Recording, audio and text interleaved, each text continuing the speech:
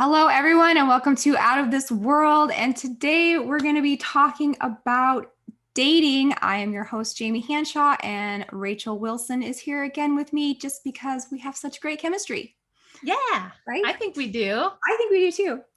And you might say, what does dating have to do with conspiracies? I thought this was a conspiracy show, but I think that it's all wrapped up together. And I think the modern dating milieu is such a SHIT show right now that it is hard to look at. It's literally a train wreck. I am a very romantic person. I love love. I love couples. I love holidays. I love babies. I want you all to get together and have a great life and make lots of babies and be very happy. But that is not what is happening. So today we are going to hash out what's going on in the dating game. We're going to talk about the teleology of dating. And you know what that word means, don't you? I do. Can you? But first, I want to say I agree with you. I am always stumping for families. I'm very, very pro family, pro marriage, pro motherhood. I agree. I want all the babies and the Christmas parties and everything. So we are in alignment on that one. Yes, I love romance. I love weddings. I love hooking people up and watching them fall in love and get married and have nice families. So can you tell us what teleology means? Isn't it kind of like how we know that it's like related to the truth? It's the purpose of things. The purpose of things, yeah. Yes. So that's what they talk about a lot like in their what it's for. Yeah. Right? So okay. Let's say if you came over to my house and I'm serving you dinner and I'm using my iPhone to scoop the mashed potatoes on your plate, right? That's going to be weird. You're like, don't you know that the iPhone can do all of these other things other than scoop mashed potatoes? And you're like, well, it works perfectly this way, so I'm just going to keep using it as a spoon. And that's kind of how I feel like people are using dating. I feel like that's how they use each other. There's a lot of abuse going on right now just because people are not given the skills and the tools and the reason and the purpose and the teleology of why we are coupling. And obviously, in our worldview, that is to get married. Yeah, right? I totally agree. Yes. And I talk about this all the time. That's like my big beef with feminism, really, is that so much of it is aimed at like men and women should be separate and women should be independent. And I want to be with someone because I want to and not because I need to, which is fine. But you're right. It's like people don't understand what male-female relationships are supposed to be now. It's like either because I'm bored, because I'm lonely, because it's hookup culture or whatever. It's almost everything except what it's for. Mm-hmm. Yeah. And so in our sort of orthodox thinking and pathway, this is what I was told in premarital counseling. So there's pretty much two ways that you can choose for your life if you want to live a very strict orthodox life, and that is monasticism or marriage. Yep. Because we're not supposed to be existing by ourselves. We are supposed to be in a community, in community living, or in a family unit household, right? Yeah. Because you're not protected when you're alone. You're not protected even from yourself and your own vices. Yeah. Live alone.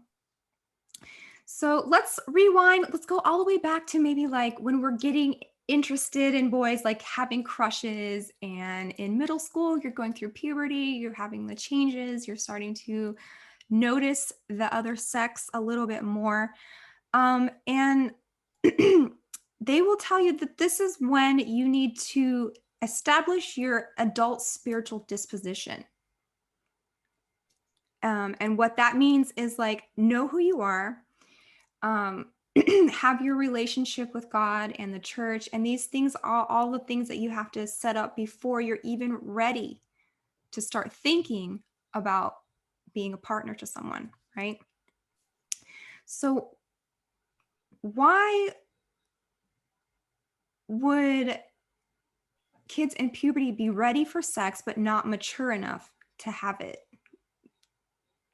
That's a biological question that a lot of people would ask if you're not ready to be doing that at 13, 14, 15, why is your body ready? What would you say? Well, people do ask me that all the time because, I debate these types of topics with people all the time. And there's a couple of things going on. One is that things historically were not like how they are now. We live in a current culture that's keeps everybody very infantilized until they're much older. Whereas like my grandma's 96, and by the time she was 14 or 15, she could like do all kinds of things that 14 and 15-year-olds can't do now. She had much more responsibility. She could almost like run a house really if she had to at like 15. She could like, kill a chicken and pluck it and cook it for dinner and milk the cow and like garden and keep a house and like do all kinds of things. And was very like mature compared to what people are now. So I think that's one aspect. And there are other cultures in the world where it's still a little bit more like that. Some of the more like the less modern cultures are probably a little bit more that way. But then I think there's a difference too between like boys and girls and when they're ready for those sort of things. Like boys do mature a little bit later, like physically, but it's like a year or two. It's like the girls would kind of start in maybe 6th grade, 7th grade or something. And that's another thing is like historically, I don't think girls got their periods quite as young as they do now. We Mm-hmm. have girls now getting periods at like 8, 9 years old Mm-hmm. because of all of the things in the food supply and the plastics and stuff like that, all the environmental estrogens and things like that. And obesity contributes to it too. So I think like when you look at historic examples, girls at 14, 15 were probably a lot more ready for that sort of thing.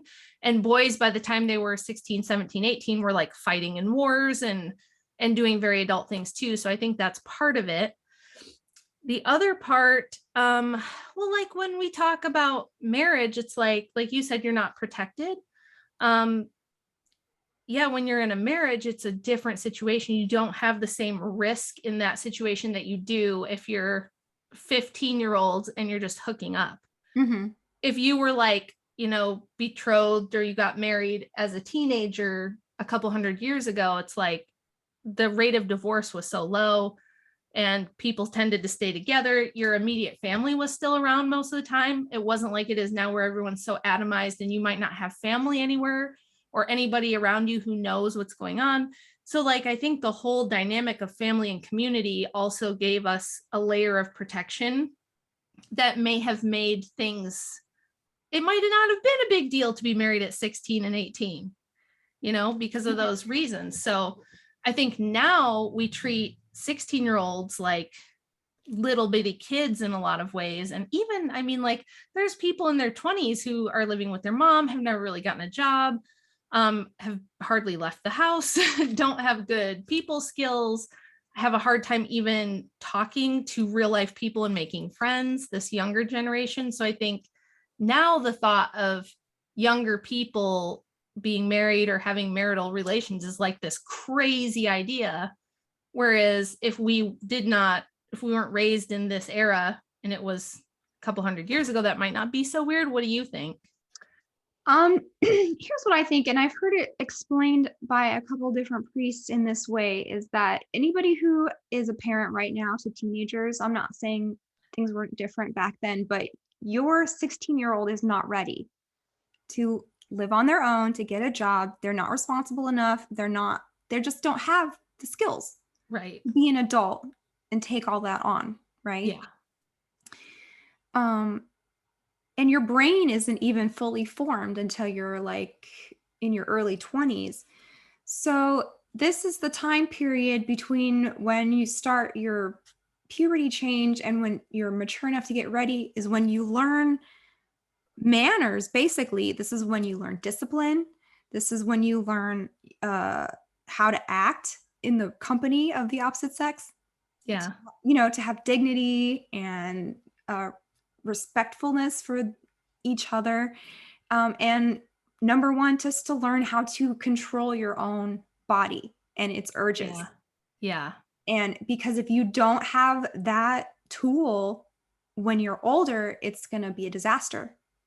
That's a very good point. Yeah. You don't know how to control and discipline your own sexuality. You're going to be cheating. You're going to be, um, it's just going to be terrible. Right. So that's So maybe that gives you some time to practice managing and controlling your own passions before exactly. you get married. Yeah, that's interesting too, because I mean, the Western liberal democratic order that we live in now almost balks at the idea that people can control any urge they have. It's like the way that things are now, it's like, and I hear this all the time. It's like, well, people are going to do, if people are horny, they're going to do whatever. If people are sad, they're going to do this. If they're mad, it's almost like we act as though people are slaves to their passions, and that to Yes. expect anything else is unreasonable and foolish and silly and old fashioned. And yeah, so I That's think a that's, perfect way to put it. And that's why they put the teens on birth control and they like teach them how to have safe sex, but they don't yeah. even tell you about the emotional component that is not safe. So even though you might not be contracting any kinds of diseases, you're going to be you're going to be attaching to people, you're going to be getting your feelings hurt. It's just terrible. And like add social media into all of this mix and you're going to get the funkiest, grossest like slop what we have now. Because like for some reason my algorithm and the things that I get sent and the things that pop up for me is so much relationship stuff. So I'm constantly hearing men complain about this and women complain about that. And so I've crystallized all of these like top complaints and we're gonna like hash them out right now because I know you're a very wise person. Oh, well, thank you. I do have two daughters who are now adults, Yeah. and I had to have so many conversations with them because it was like, well, but my friend and her boyfriend are doing it and they just got on birth control. And it's not like they were even asking. It's more like they didn't understand why what we were doing was so different, because they would go to their friend's house and hear from the mom, like, it's totally natural. You're all going to do it anyway. Mhm. So, and I don't want you to ruin your life with a baby or a disease. So I'm going to put you on all this stuff. And I was like, that's exactly what I said, is like, well, how does that protect you from getting your heart completely destroyed by your first love because you're completely unprepared? And we treat sex as this super like it's just smashing together body parts, no big deal. Mhm. And it's clearly not, and not even for guys. I mean, They treat maybe it. maybe it's a little more casual for guys or some guys, but I mean, like, my husband got his heart absolutely broken when he was a teenager, and I think a lot of guys do. So Oh yeah. So tonight we're going to be talking about presuppositions and like guys are this way and girls are this way. And I just don't agree with a lot of the starting points. Like, here's one. Um, Guys are biologically programmed, and the imperative for them is to mate with as many variety of women as possible. It's evolutionary. yeah. Have you heard that? Yes, I have. And Andy has argued that a lot because he doesn't agree with that either. Mm-hmm. He's like, yeah, maybe we have like higher sex drives, but that's because, women have one opportunity per month to get pregnant, whereas, we can do that multiple times. He's like, but that doesn't mean that we are programmed to have harems or put Right. as many notches on our belt as we can possibly have. And he doesn't agree with that at all, and thinks that it's actually really damaging to men. And then it's also, of course, damaging to the women that the men do that with. Yeah. So there's one starting position that is false. And so they're gaslighting a lot of women into thinking, well, it's okay for me to cheat and want multiplicity and harems and like sister wives and all of that crazy stuff.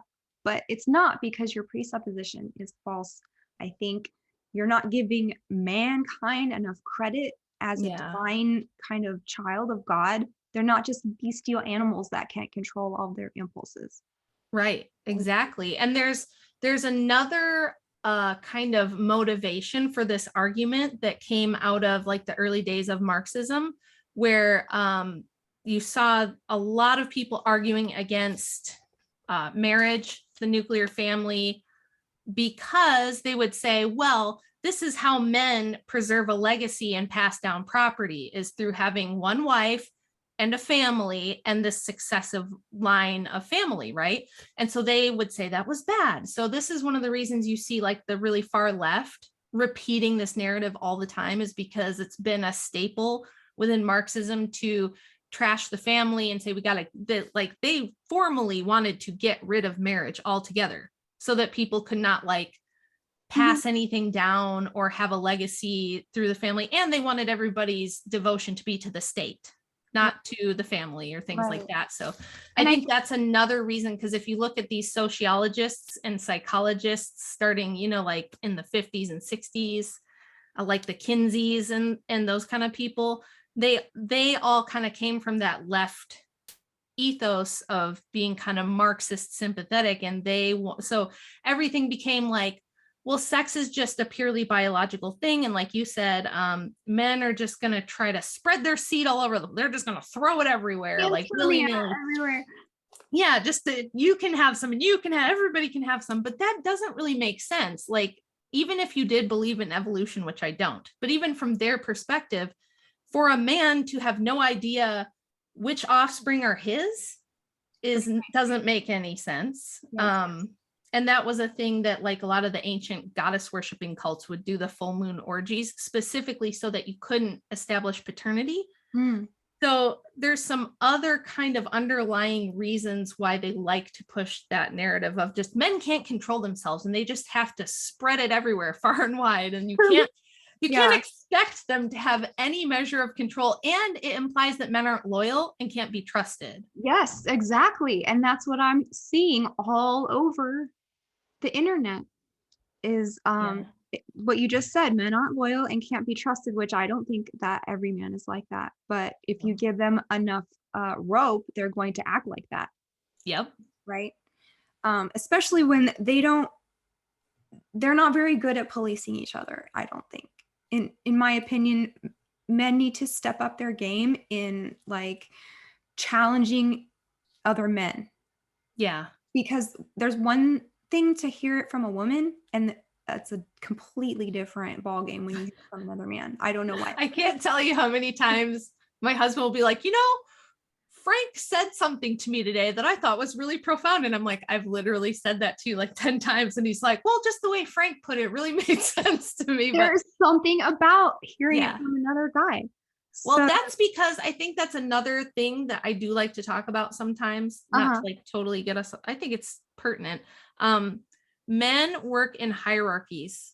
They tend to, like, if you ever see a group of guys in a room, they will, like, the first kind of interactions they all have with each other is kind of establishing where everybody is in the hierarchy. Like who's the kind of alpha guy who everyone's going to follow, like the natural leader person that everyone's going to follow. And then there's kind of like, it's almost like a military thing where there's like lieutenant guys and then there's worker bee guys, and they're like comfortable in those. And it's situational too. Like in one situation, you might be more of a leader than others. And we've kind of destroyed that in modern society as well. So it used to be that there was more policing. If you go back and watch, like, I'm sure you would know because you and Jay watch all the movies all the time, but like the older, like 40s and 50s movies, it was a very common thing where it was like, if a guy was mishandling a woman, the other men would step in so quick and take care of it that it was like not even a thing. Whereas I don't think you would even really, you don't even see that in movies really anymore. It's just kind of disappeared. And it's of course always assumed that the 90-pound girl in the leggings and flip-flops can absolutely kick the shit out of any man that might abuse her anyway, which is another dangerous thing that we teach women, which is like, you're the exact same as a man. And if he looks at you wrong, you can just beat the crap out of him. It's a terrible thing to tell women. Even the most like trained woman in hand-to-hand combat cannot beat a muscly guy. It's just you can't. Not even just like an average guy. Just it's so different. And I've had people try to tell me that, and I'm like, there's a reason I teach women how to use guns, because it's the only thing that equalizes you with a threatening man. So that's something I want to bring up, is that in a lot of dating advice you're going to get, one of the presuppositions that all people are well-adjusted people with like good and honorable intentions, and that is just not the case anymore, No. especially post COVID. And people are going crazy, and they're getting crazier, especially with the pokey. yes. Yeah. So you cannot presuppose anymore that it's just like Wally Cleaver showing up at your house with roses in his hand asking you to go for a walk in the park. And it's not like that. No. There are literal predators and like demons with skin on that are marking you for consumption. And if I had $1 for every narcissist video on YouTube, I'd be a millionaire. It's true. Because there's something to it. Because Yeah. that's how in the spiritual world the demonic operates. It's completely void of any, it's a black hole that just eats up everything and just like destroys everything in its path. So they're not all well-adjusted guys or girls. No. And so both sides are filled with crazies. Yes. You know? So this brings me to one of the articles that popped up that went super viral this month, called "The Rise of Single Lonely Men in Psychology Today." And it wasn't even that in depth of an article. It was just kind of like, women's standards are here and men aren't meeting them, and they are alone and they're sexless. And this is going to be a problem because when you have a disproportionate amount of men who are feral, Yeah. for want of a better, they don't have a family, they don't have children, they don't have women to like rein them in. They're roving around in packs, like hurting people, right? Yeah. They are a danger to society. And on one hand, I feel really bad for lonely men. And then on the other hand, I'm like, you don't have the skill set, and like, you're not owed a wife. Right. That is something that you earn through having integrity, being responsible, like all of the virtues. Then you deserve a wife, not just because you're a man, you don't like automatically get sex whenever you want. Right. And I think that goes back to what you brought up in the beginning, which is like, what are relationships for? It used to be that to be a husband, all the guys knew that's a big responsibility. That was equated with responsibility. It wasn't just about having sexy time. It was like, can I provide for a woman and children? Can I handle like the ups and downs of life and like be stable? It was like and every man kind of knew that. We used to have courting, right? We would court, like, again, to go back to my 96-year-old grandma who was dating two guys like right at the outbreak of World War II and trying to decide between them. And they were both phenomenal. Like, one ended up being an airline pilot and the other one ended up being a business owner, and they were both great. But like, when she talks about like how she sees people dating and being married and having relationships now compared to when she was young, she's like, it's not even the same universe. Like, she doesn't even know what to make of it, really. She's just like, I don't know what's going on. I don't know what's happening. It never used to be like that. And there was like one boy came to the house asking for her, and her dad was like, she doesn't want to talk to you. Cause like, for whatever reason, the dad thought he was not fit. Right. And so her dad like literally scared the guy off, which she wasn't mad about because she said also that he wasn't like the greatest. But it used to be men would hope that they would get a wife and that they could prove that they would be fit husbands. And you kind of had to like ask for the woman's hand in marriage, and you had to, present a case of how you're going to support her, that you come from a good family, that you share the same religious beliefs. Like, these were all things that people considered. And it's like, now, even, I have to say, even me, a lot of the stupid things I did when I was young stemmed from just thinking that if a guy was cute and funny, that was good enough for me. Mm-hmm. Like, now I look back and almost die of cringe about the way that I thought about things, but I was kind of a product of my own time. And I did have a mother who was like very leftist and very casual about that stuff. And like, she was one of the, well, you're gonna do it. You're Mhm. going to, it's just inevitable that you're going to be having premarital sex all over the place. And it's like, Well, that is a really kind of derogatory thing to say to your teenage child. Like, well, yeah. I don't trust you to be able to control yourself at all. You're just hopeless. So let's just get you on some birth control. And that's so crazy because you're going to suffer two ways. You're going to suffer from discipline or you're going to suffer from regret. Yes. So which one of those do you want it to be? Do you want it to be Yep. worse or better? Because you're going to Yeah. have, at least you're going to have the benefit of having discipline and not making mistakes. And it's so weird because I didn't believe in marriage for a long time. I mean, I believed in the idea of like, you know, if you find the perfect person or whatever, but I didn't see, I wasn't super quick to do it. I thought, you know, you could just like date people and live together. And if you love each other, it's okay. Yep. Um, I did too. I just saw no benefit really from locking it down. Yeah. And I was so like, this is really, everybody may or may not know, I talk about this sometimes because it's out there anyway, and I want people to understand, like, I'm not this trad woman who's up here lecturing to all of you because I've never made mistakes and I'm like super trad. Like, that whole thing online is another huge problem. Like, oh, We're going to she's talk not about really trad. yeah. Huh? We're going to talk Yeah. about traditional in a second. But Yeah. So yes, I am now, but I got here through a series of really stupid mistakes that I had to work really hard to recover from. And it was the same thing for me. And it was mostly because I just repeatedly heard that like marriage is like an outdated institution. It doesn't really work anymore. And do you really want to be stuck with the same boring person your whole life?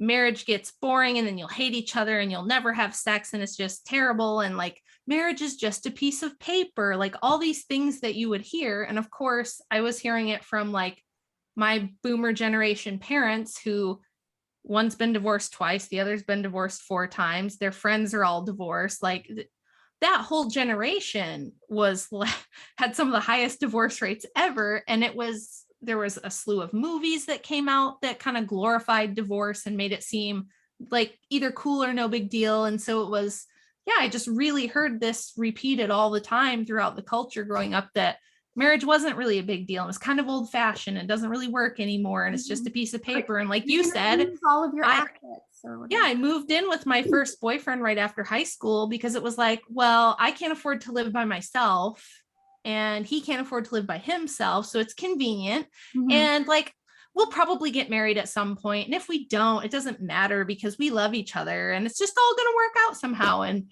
gee whiz, we had a baby and it didn't go like that. And Yeah. it was a heartbreaking, really awful lesson to learn. That like, gee, I really should have looked for some sign of commitment first, because yeah, once we had the baby, he was like, oh, I'm not ready for this. Yeah. And I'm like, this is a really bad time to tell me Well, that. it's happening. You know? Yeah. Yeah. So, and I think this happens all the time to a ton of people, and we just don't take it seriously, the effect it has on everyone involved, on the kids, on the parents, on both families Yeah. of the people. So reason dating is so important and marriage is so important because it is a salvific act Yes. of martyrdom. Mm-hmm. And that is a topic for a whole nother show because in some ways the thing is flipped. Like in dating, you can be super picky, you can break up with whoever you want, you can choose not, like, I don't want this, you can go a different direction, but in marriage, you can't. Right. So you have to be so careful about who you get married. So we're going to try and figure out how you can make some smarter choices even than we have made in the past, right? Yeah. And I mean, even if you're somebody who maybe you're not Orthodox, maybe you don't really care about all that, and you don't think there's anything morally wrong with divorce, still, what more important decision are you ever going to make in your life than choosing the father or mother of your children? Mm-hmm. Like, what other decision do you make in life that has that big of an impact on you for the rest of your life? Very few things. Right. So it's super important. So some of the top memes that I've been seeing, the first one I want to talk about is who has a harder time in life, Oh, men or women, because I hear both rang about we have it so hard. No, we have it so hard. No, we do. And so like women are like, we're oppressed and abused, which is true. mhm. And the men are like, well, men's rights and all of this, the court system, and you know, a lot of those facts is true too. So I was thinking about this for a long time and I was like going back and forth, who has a harder time in life? And I want you to give your answer first and then I'll give mine. Okay. I talk about this a lot too. Okay. I think it's equal, but it's at different times in life. So Okay. when you're a young woman, you don't even have to be like a super hot woman. You can just be like average attractiveness. If you are young and fertile, life is pretty easy. That might sound good, but it's actually very dangerous because it kind of tricks us as young women into thinking it will always be this way. So when you're a pretty 18-year-old, right? You're a pretty attractive, fertile 18-year-old, men kind of bend over backwards to like give you things and do stuff for you, and like in very subtle ways and in much more obvious ways, like paying for your dinner. And like there are guys who will totally simp and like bend over backwards and give women anything they want.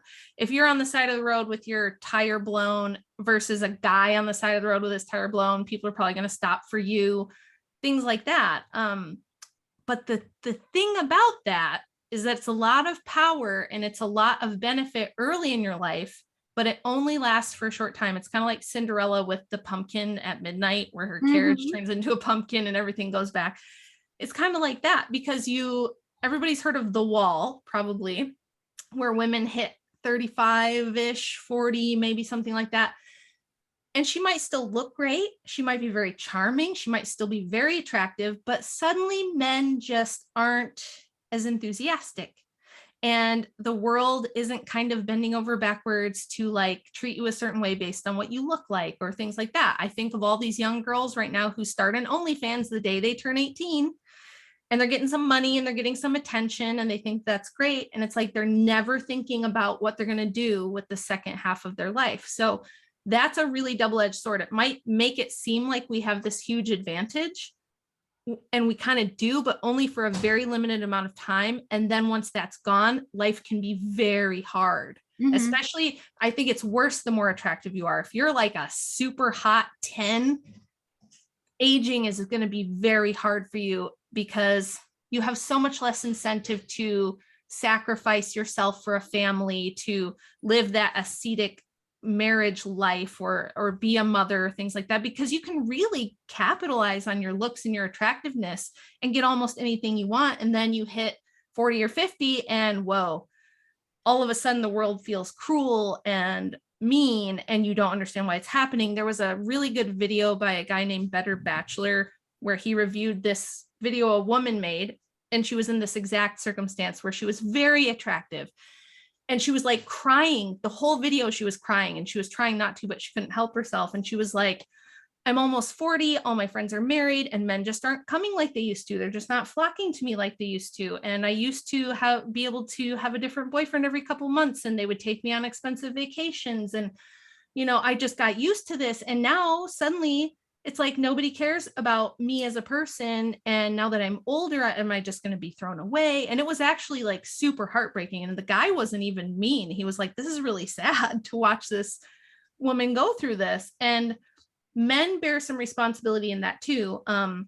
Patrick from Church of the Eternal Logos talks about this sometimes, that men do have a responsibility not to do that to women, not to just like shower them with whatever because we want them when they're young and then treat them like garbage when they get older. That's a really cruel thing to do. So I think on that aspect of life, women, you could say, have the advantage, right? It's Mm-hmm. easier for them.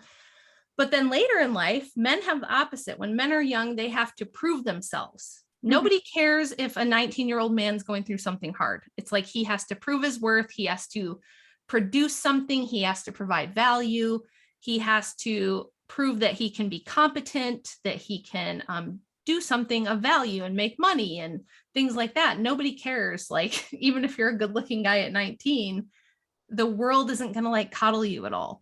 Mm-hmm. However, for men, as they get older, like by the time men get to like 35 or 40, They've probably accumulated a lot of resources. They've probably built up some wealth. Their earning power is much better than it was when they were 18 or 20.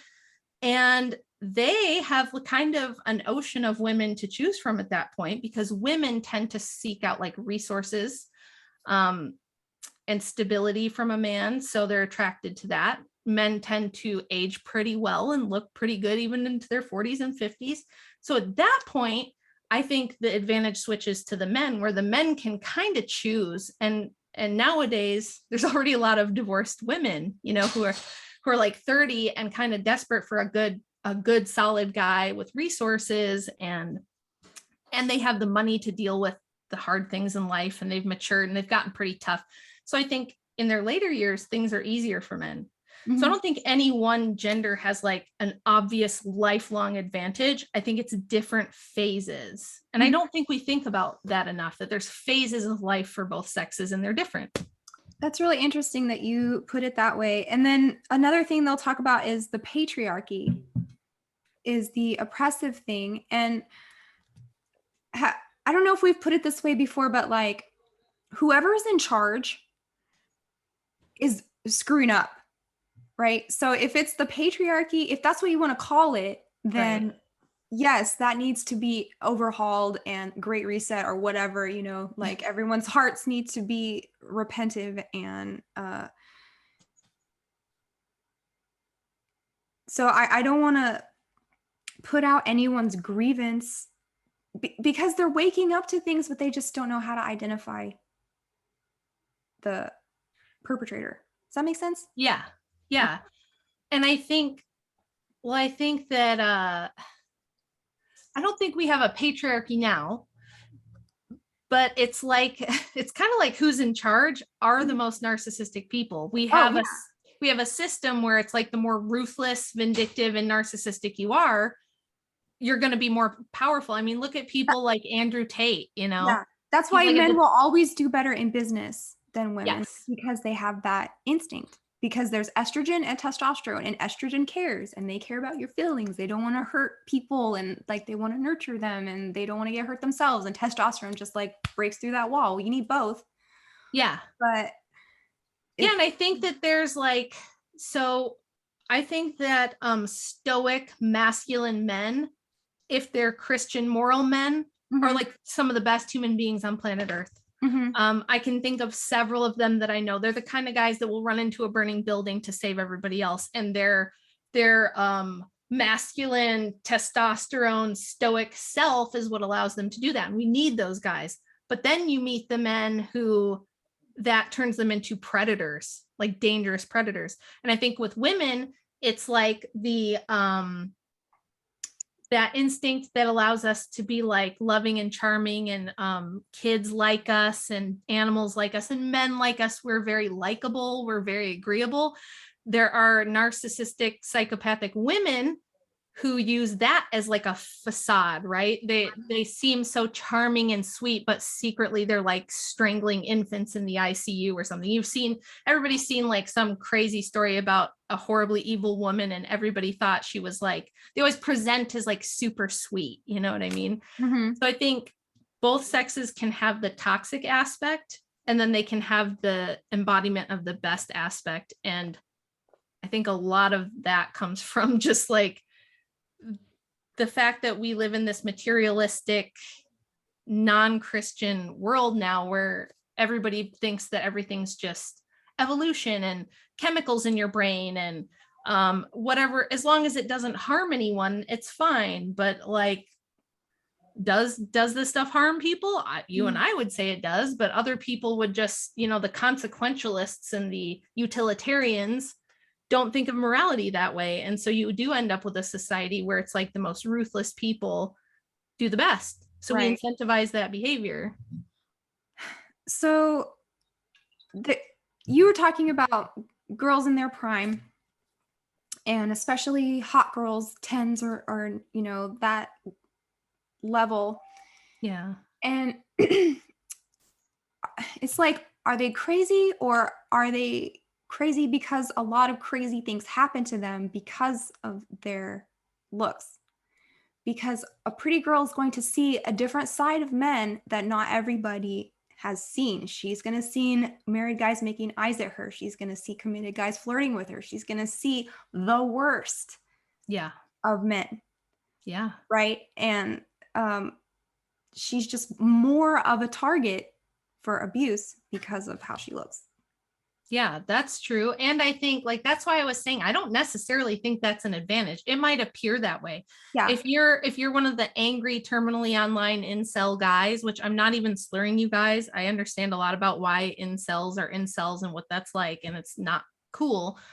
But it does tend to like turn people extremely nihilistic and nasty sometimes. And so they'll look at hot women and be like, oh, it must be nice to be her. It's like, not really. In fact, there's lots of times where I've been really thankful that, especially girls growing up in this age right now, my oldest is very, very pretty. And I had lots of conversations with her about that as she was growing up, because I think some of these pretty girls with Instagram and everything else, they learn that their self-worth is in their looks.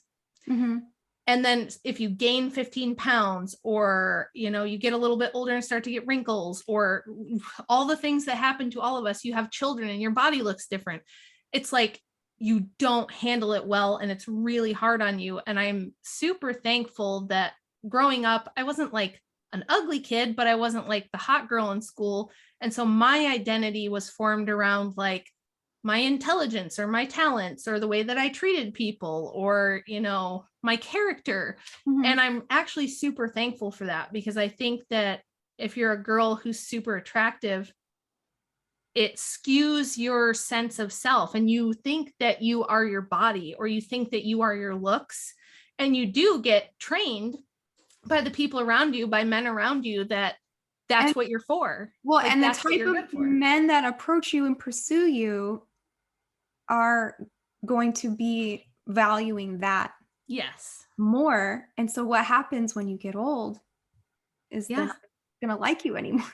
It's terrible. If you look at a lot of like the old Hollywood movie stars like Hedy Lamarr or Elizabeth Taylor, the ones that were called like the world's most beautiful woman, they've all been married like 6 times, 8 times, 9 times.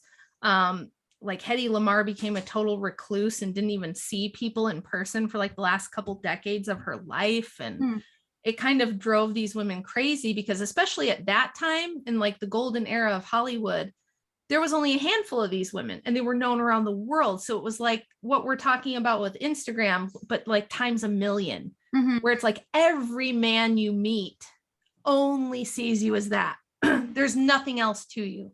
So I think it makes it like impossible to not go kind of crazy and have tons of issues. Yeah. And I think girls do that because it's just reinforced, like it's their way of getting love and attention. Yeah. And so Instagram is just disgusting. It is. So we have to be mature about the reasons why people post their naked selves. Yeah. You have to look beyond that. Like it's a cry for help. It's an insecurity. This is all I have to offer. Yeah. Right? Because I can't really think of anything else. And no one has fostered that in me to offer the world on my page that shows you my personality except my body. Right, exactly. It's like nobody cares about that. That's not going to get you likes and sponsorships and paid subscriptions and all that stuff. And it's like my older daughters too, like the amount of attention that these girls pay to their every little thing about their physical self is mind-blowing to me. Like I was thinking about it and I'm like, I don't remember ever caring what my butt looked like in 8th grade. Ever. Like we cared about like, oh my gosh, she has the cool new, like, I'm going to show my age here, you guys. She has the cool new like LA Gear tennis shoes or those awesome stonewashed jeans that I want, or she's wearing the cool new like brand of sweater that everybody wants. Or like, I would look at other girls and be like, oh my God, why can't I get my bangs that tall? Oh yeah.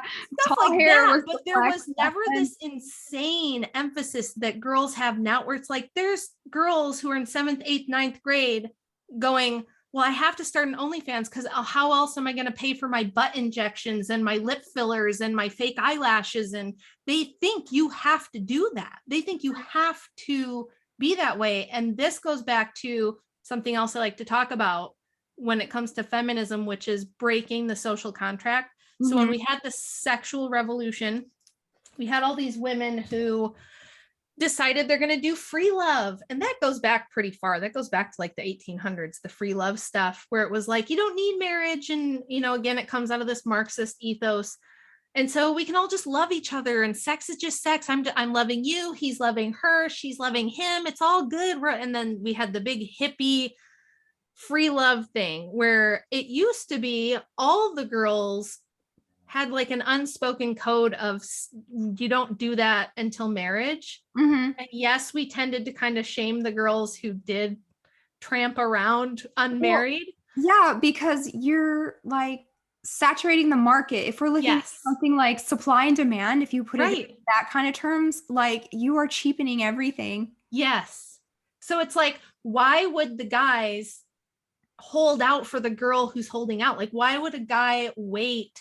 And I hear this from men all the time now. They're like, younger men who still have a lot of options, especially if they're attractive. They're like, why would I date some girl who's not going to sleep with me for 2 years and make me date her for 2 years until we get married? That's stupid. There's 100 other girls who will sleep with me on the first date. And you can say that's terrible and they shouldn't say that, but it's kind of true. It's like, if women are just going to give that up, it really did change it for the rest of us. There's no leverage anymore to like expect marriage. Right. So if you are a girl who wants that, it's very hard because you're like, well, I expect a good courtship and a lot of conversation about our expectations, our values, what kind of life we want to live, all these things, so we can figure out if we can get married. And guys are just like, yeah, it's way easier just to swipe on Tinder and find somebody for one night, you know? Yeah, their attitudes, if you want, 100 other girls will. Yeah. Click and they're right. The thing that sucks is that they're right. And this is I feel like it's one of the big mistakes we made that threw off everything for everyone. And it did kind of inspire the men to be more competitive sexually, because men always have competed to a certain degree for wives, right? But when you have dudes who are like, well, I'm going to try to, like these awful pickup artist guys. There's one that claims he's been with 1,500 women. I will tell you right now, no, you haven't. I don't believe that for 1 second, based on multiple things. No, you haven't. Let me pause you right there, because him saying that is just so telling that he's hurting inside. Yeah. I mean, isn't it obvious? If you're promiscuous, it's because you have like an internal problem, especially if it's not to just that degree. You're so like virile and handsome and like charming, and women throw that. It's not that. It's two damaged people coping. Yes. So Andy has had multiple conversations with these guys because he's trying to, like, in his own way, how he debates, prove that to them. Yeah. He's like, you can sit here and tell me all night long that this is based and awesome and cool and that it doesn't affect you, right? And the girl told me it's fine. All these girls are totally fine with it. What's wrong with it? They're fine with it. I'm fine. We're all having fun. What's the big deal? Why are you such a square? And Andy's like trying to get into all the reasons why it's not good and why it's not cool and why it's not as awesome as you think it is. And why are you teaching people this and all that stuff with them? And first of all, I think most of them lie. I really do, because it's like, if you think about the numbers, it's like you'd have to have 5 girls a week over 20 years, every single week. And I'm looking at you and I'm listening to you and I just have my doubts, but it's like, so where does this market come from that these guys have huge YouTube channels and coaching businesses where they're teaching other guys to do this? Yeah. And this would not be possible if we still had kind of this unspoken contract among women that, like, hey, we all want a guy to commit and make a family with us. Therefore, it's not good for any of us if we are all just like giving away sex for free. Right. And you mentioned getting lip fillers and butt fillers and all of that stuff. So a lot of times when I'm scrolling, I'll see somebody pop up and they'll be like, men don't like it when you're loud. men don't like it when you blah, blah, blah. And I'm just like, save it. Okay. Because if you live your life as a woman for what men like, you're going to have a bad time. Okay. Yeah. You're going to have a really bad time and you're going to screw up your body really bad because honestly, like men will, how do I put this gently? I don't think you have to put it gently. I think you can just say it. Like, they'll stick it in a McChicken sandwich. That's true. Okay. It's so true. It fancies them. So do Right. not live your life based on making decisions for what men like, because you're going to look like a cartoon. Yes. And they do. Have you seen some of these girls with the hip injections that just look absurd? It looks like they have on pants that are filled with air or something. It's like, and the eyelashes, the fake eyelashes and the lips are out of control. Yeah. It looks absurd. And it's like, that's the other thing is, I don't think it's really the men driving this. Maybe with the Pamela Anderson fake boobs and things like that from the 90s, there was some of that. But now I think a lot of it is women competing with women for attention on the internet. Yeah. And so it's like whoever has the craziest, if you can get your waist this big and your hips this big and like your butt sticks out so far behind you that it literally looks like you've got two giant balloons in the back of your pants. It looks ridiculous. Well, this is so interesting They'll because do it. Back in the Victorian era, the same look was in, but you created it with like a bustle or something. Yeah. You didn't actually modify your body, which I think is Right. like sliding into transhumanism. It is. I think it absolutely is. And I don't think it's accidental that like people who we know are in that scene, like the Kardashians are doing that. Elon Musk's girlfriend is whatever she is, partner, baby mama, Grimes. She's had like weird facial surgery now. She's trying to look like an elf. I think she's getting like the ears. Yeah. Oh no, I heard she was talking about that. I'm like, you're a musician. Why would you modify your ears? She did a bunch of stuff. I don't know if she did the ears yet, but she did something with her eyelids and some kind of weird lift. And it's all part of this process of trying to transform herself into this otherworldly creature. Madonna can't recognize her now. Cardi B looks totally different than she did 5 years ago. All these girls, the Khloe Kardashian, you would never know it's the same person as 5 years ago. And we're all just going to pretend this is normal, I guess. So the point is weird. Don't do it because that's what men like. Do things because that's what God wants you to do. You're not trying to please all men.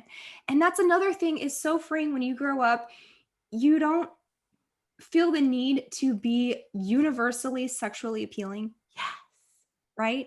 I was telling Andy about this over the summer, that one of the cool things about getting older as a woman is now like I can have a discussion with a man who's half my age and they just think of me like a nice lady who's telling them about whatever.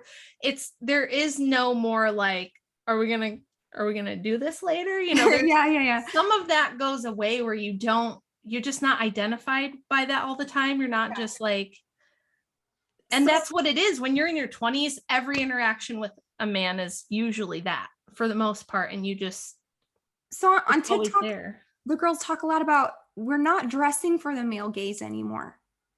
We're not looking at ourselves through the eyes of how a man would perceive us. We're dressing to wear things that we would like. And it doesn't matter if we look hot or if we look sexy, or if, like you said, I wonder what my butt looks like in this.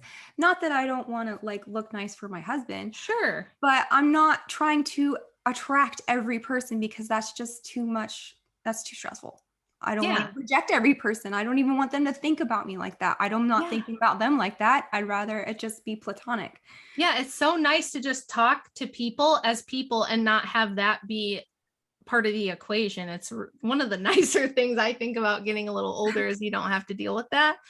But I think what you just said is you should be pleasing God. I think that's the heart of the problem of all of this. I just made a thread about it on Twitter today about how we, especially in America, because it's a very Protestant country still, Protestants just took Mary, they took the Theotokos, the Queen of Heaven, the Mother of God, and just chucked her out the window and got rid of her. And I don't think it's a coincidence that right after that is when all the sexual liberation and the feminism and all this kind of stuff started. We no longer have her as like the ultimate example of like what real womanhood is. So the only thing left to emulate is men. The only, it's like, well, I want to be powerful, so I have to be like a man, or I want to be influential, so I have to be like a man. I want to be free, so I have to be like a man. It's like, we don't have her as an example, and we're not acting like she did to please God. I mean, she was this bastion of humility and self-sacrifice and kindness and gentleness and caring, and like, imagine what kind of woman you would be if you had God in your womb for 9 months.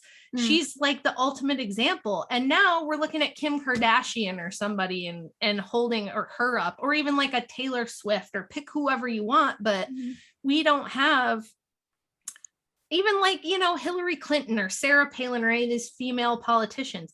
These are not and shouldn't be like the standard for what womanhood is. We shouldn't be pushing women that you have to be a career woman to be worth a crap, or you have to be sexy to be worth something, or you like all these other weird standards are never going to measure up to that. And I think that if we could bring that back, it would help a lot.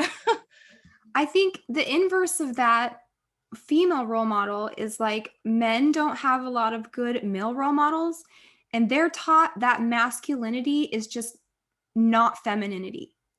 Right. They're taught like, don't act like a girl, don't cry, because that's like what girls do. They're just taught not to be women. Yeah. And so in that way, they denigrate womanhood and femininity because they're trying to be a man, which they see as the opposite of that. So it's just like a weird mind game that guys that don't have good role models get into. Yeah. And the other part of that is that a lot of guys don't even have very many men in their life at all. Yeah. They're like raised by single moms. They go to school and their teacher is a woman. They go to daycare and it's daycare ladies and stuff like that. And so it's like they're in this weird space where they're kind of expected to act like a girl, but also never act like a girl. Like, don't be a fag, right? I probably shouldn't say that word on YouTube, but don't be that. But also, like, don't be toxic masculinity, and you can't roughhouse with other boys on the playground, or you're going to get kicked out of school. And it's like everything is so screwed up now. And I think this is what kicked the door open for the trans stuff, because now it's like, well, what really, I mean, people are making entire documentaries about what is a woman? What is a woman? What is a man? It's anybody can be either one. And it's whatever you identify as. And we don't even know. Is it fashion? Is it biology? Is it certain characteristics? Nobody knows anymore. Does it even matter? You can just be whatever. You can just be a furry. You can be an elf. You can be a whatever you want. And how could we expect society to thrive under any of these conditions? Like, how do we think it's not going to get grossly like distorted and horrific? I mean, this is all part of depopulation.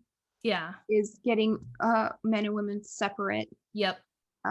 And getting women not even interested in marriage anymore, when they're the ones who would usually always like kind of push for that. Like, where's this relationship going? That's what typically the woman would be like, asking. And now they're done. They don't want it anymore. It's over. Like, romance is dead. So totally. Wrapping up this question of who has it worse, men or women, I would say that, like you said, it's equal, because I mean, God is a just judge, right? And it wouldn't be fair to have one gender have like smooth sailing and the other one to just be like under the boot all the time. Yeah. So I think, we were equally cursed and blessed according to what we deserved in the fall. And we both are living out those consequences. Yeah. And one does not have it harder than the other. Right. I agree. Yep. 100%. But it's funny because men will be like, if I was a woman, I would be so rich because I'd just be a stripper, or I'd just like charge for it or whatever. And that's because they're thinking with their male mind. Like, right? They don't think about how damaging that is. Yeah. I And had like this huge blowout fight with Destiny in a debate that we did about that, because he tried to tell me that being like, how do I say it? It got gross, to be honest, the fight with him did. But I was basically like, you're not a woman. You don't know what it's like to be like penetrated by somebody. Like, so don't sit here and tell me like anything about that. Mhm. And he just insisted that, yeah, it's all the same. But he's like a notorious coomer. He Mm. thinks that, like I said, he's one of those people that thinks that human sexuality is just like clapping your hands, it's just smashing stuff together. It means nothing. It's just slippery body parts, and that's all it is. And to to believe that, you really do have to be pretty nihilistic and not see human beings as human beings, Mm. really. Mhm. And I that's why I think it's pretty transhumanist. It's this idea that like we're either animals or we're so above being human that like none of this stuff matters, and we can just do these things and it's not going to have this huge effect. But Yeah. everything you do matters, especially once you get married. Everything you do matters. Yeah. Everything you do affects the other person, and that's why it is an ascetic path. And you have to the only way to really have like a good marriage, people ask me and Andy this all the time. They'll be like, what's the secret to a good marriage? And it's like, we started to have a good marriage when we both genuinely cared more about taking care of the other person. Like I fully did that for him and he fully did that for me. And that's really hard. Mhm. That's the other thing, is like good marriages are hard. Like you said, it's either the pain of regret or the pain of discipline. You can pick which kind of hard. Life's going to be hard. There's no like easy path. All easy paths just lead to like nihilism and depression and suicide and stuff like that anyway. So it's like, do you want to be lonely and just have meaningless hookups and end up dying like alone, or like having this empty life of meaningless interactions but never have to like sacrifice anything or give anything? Or do you want to have to give completely of yourself and really sacrifice yourself for the other and become one with that person, which is hard and it's giving up a lot. But then if you do that and the other person does it, what you get out of it is like more than you can't explain to somebody what that's really like when you have that Mhm. with someone else. It's like, it really is a miracle. It's why it's a sacrament of the church. So, have you heard of Tom Brady and Giselle's breakup? Yes. So here's an example of two people that have everything you could ever want materially. Yeah. She's beautiful, he's good looking, she's a supermodel, he's a successful NFL player. They've got more money than they could ever spend. They've got beautiful children, but now they're getting divorced because why? Because, well, the story is that he had promised to retire from football for many years and he never did. And so she was just like waiting, waiting, waiting to have a family or to have him be part of the family. Yeah. Um, and he told her he quit. He kind of semi quit and then he jumped right back into it. And she was like, no, you disappointed me for the last time. I'm out. Right. So it's like, if these people can't make it work, then what is the hope for anybody else? But it's like,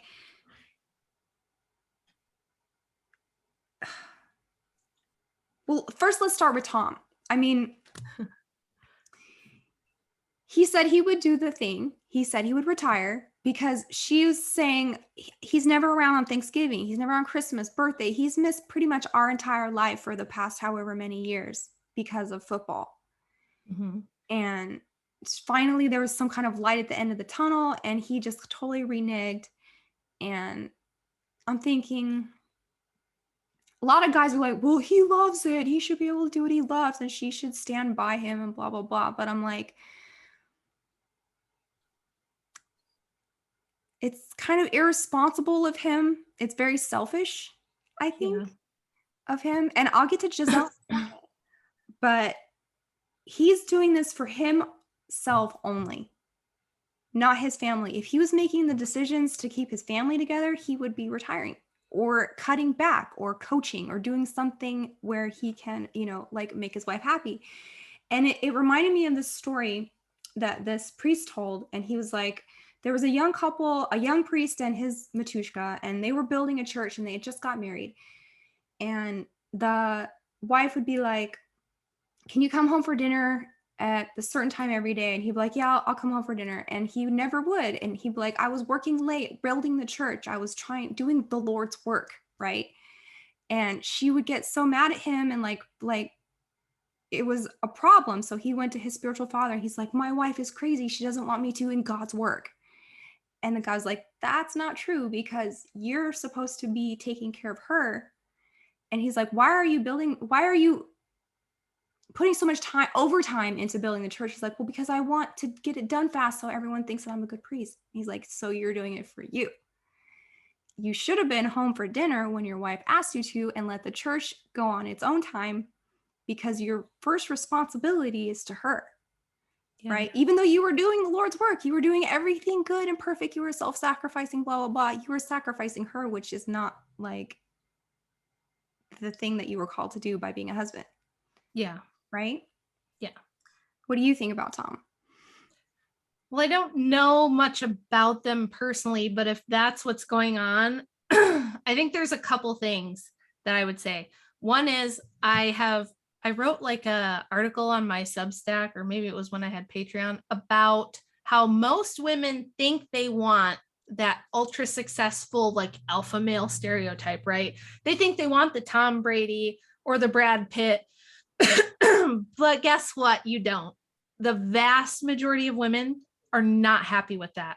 They're not happy with it, because those type of men are so successful because they are extremely driven, and they are probably going to, because even if they're not doing football, right? If Tom Brady quit football tomorrow, he's still going to have probably everyone in his inner circle probably looks to him for advice and is going to call him and need his help and ask him for interviews or to do this project or to do that project. And those kind of men don't get to that level because they're good at saying no to those things. Like, to a certain degree, there are personality types you have to deal with. So that's one thing. Is if you're a woman who wants a guy who's present and paying attention to you and spending time with the family, settle for a much more modest home, a lot less expensive vacations or diamonds or whatever, and get a good like Delta type of guy, a guy who's like a worker bee, but he's the kind of guy who, when you say, honey, can you fix the fence broke, he's going to go, sure, I'll take care of it this weekend. And he'll just go right out there and fix it up. Like, my dad is this kind of a personality type where the way he shows you he loves you is like doing things for you, building stuff for you, spending time with you, plan out a whole vacation and like take the family on a vacation and stuff like that. He might not like say you're pretty every day and be like, oh my God, he's not like romantic that way, but he's very present and he likes to serve. You know what I mean? Mm-hmm. That kind of guy is usually a pretty solid husband for like most women. But most women, they chase after these types because they see them being successful. But you have to be realistic about the fact that you're probably not going to just change him into a guy who wants to stay home with you. It's probably not going to happen. It's pretty clear that his joy is the football and not the family. Yeah. Well, those guys will have a family, but they probably are thinking like, this is who I am and this is what my worth is. And I can't just stop being this to like stay home. Like, it might drive them crazy, and to a certain extent, like, tigers don't change their stripes. That's the other big thing, is like, don't marry a guy and then think that he's going to change. Mm-hmm. And I think it is a totally reasonable expectation for a mother and a wife to want the husband to be home and spend a certain amount of time with the family.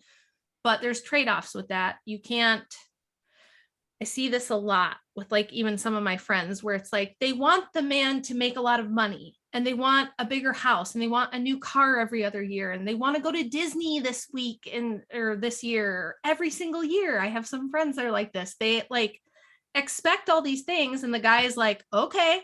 And so he puts in more hours and he's working a bunch of overtime and he's like busy all the time. And then they'll also complain that he doesn't give me enough attention. He doesn't spend enough time. It's like, well, you kind of gotta, he can't be everything and he can't do all things. Mm-hmm.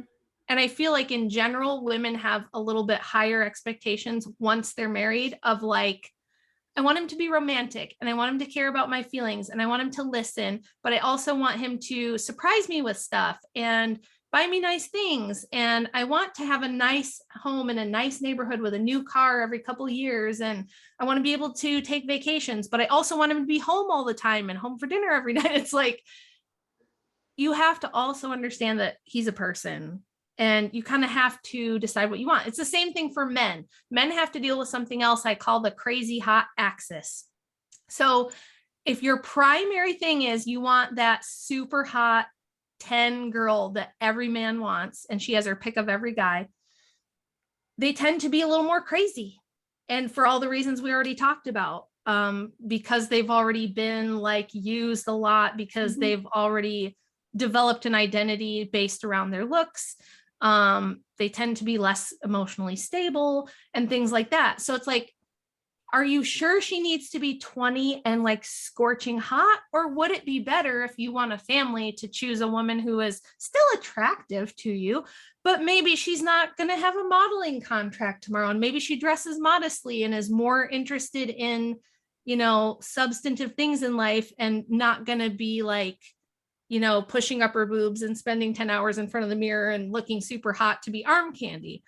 Maybe you have to pick a woman who is good mom material, but she's not as exciting. She's not going to like sleep with you. And, guys tend to like this, she's crazy in the sack type of girls or whatever. So it's Yeah. like, well, but those girls, you can't just convert them to moms, right? You can't just like snap your fingers and marry them. This is another thing where it's like all the men that married Marilyn Monroe thinking she was going to become like this stay-at-home mom. Yeah, that's like, they always complain that women want to change men after they get with them, but men are just as guilty of that, like thinking that they can change a girl that, like just you said, they pick the prettiest one and hope it's going to work out.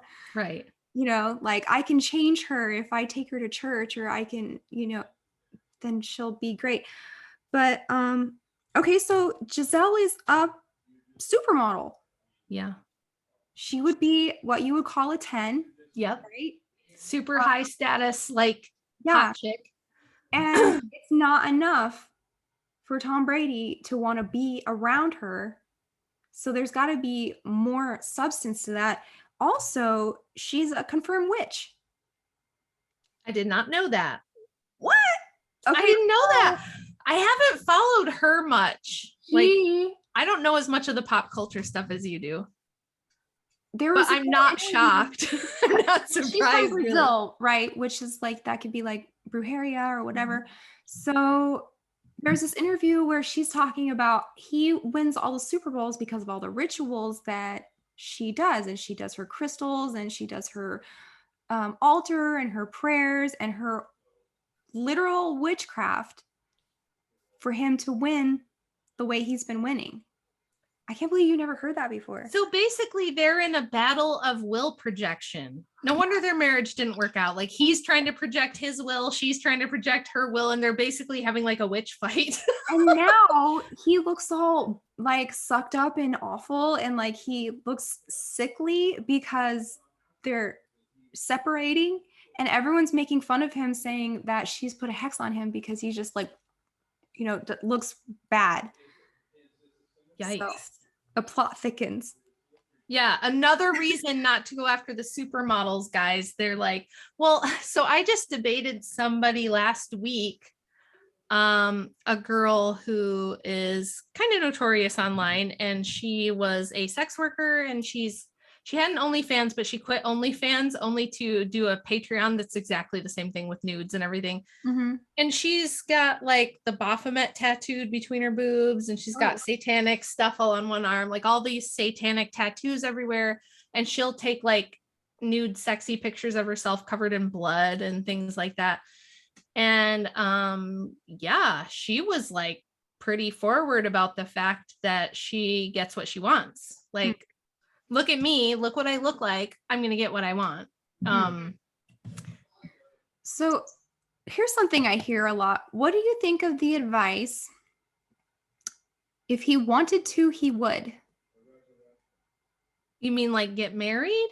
Anything. Or If he wanted to bring me flowers, he would. If he wanted to get married, he would oh, ask me. If he wanted to be in a committed relationship, just because a lot of girls get like confused about whether a guy likes her or not, or what he wants from her.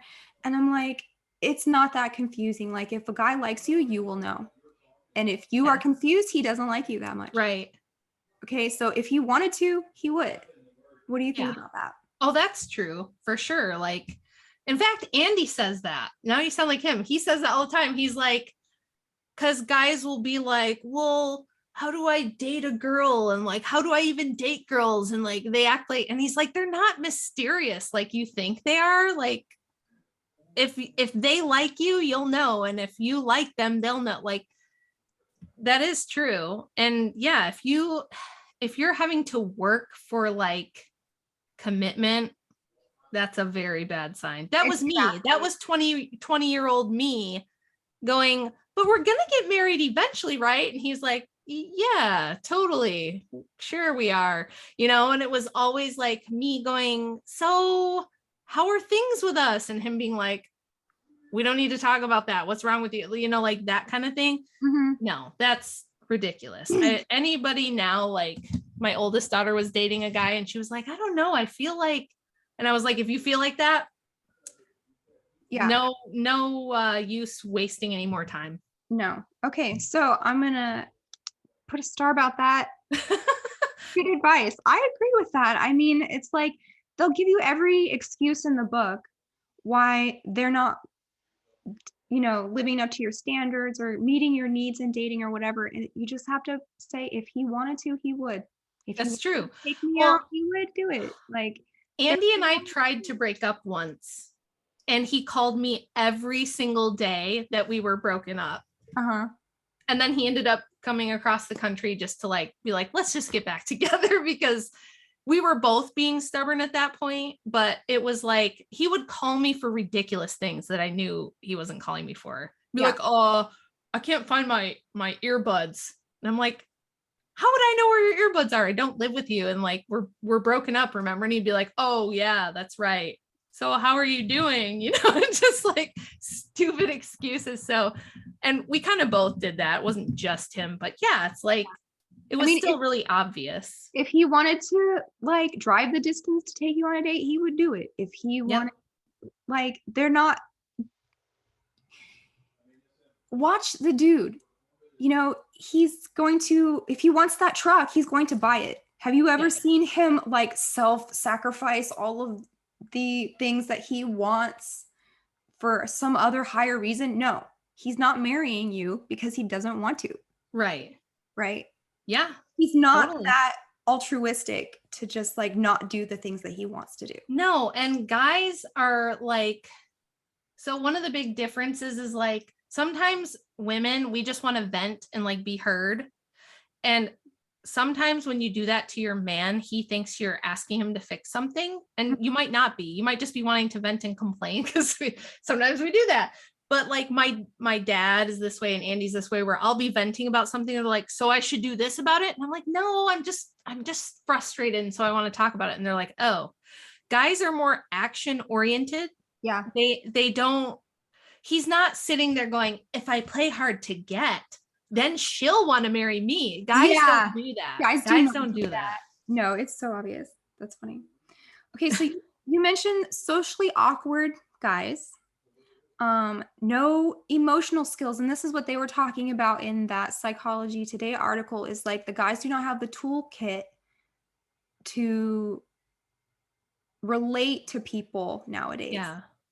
And this is where Red Pill comes in. This is where like Manosphere comes in, and they're like exploiting boys who have not been like just socialized. Right.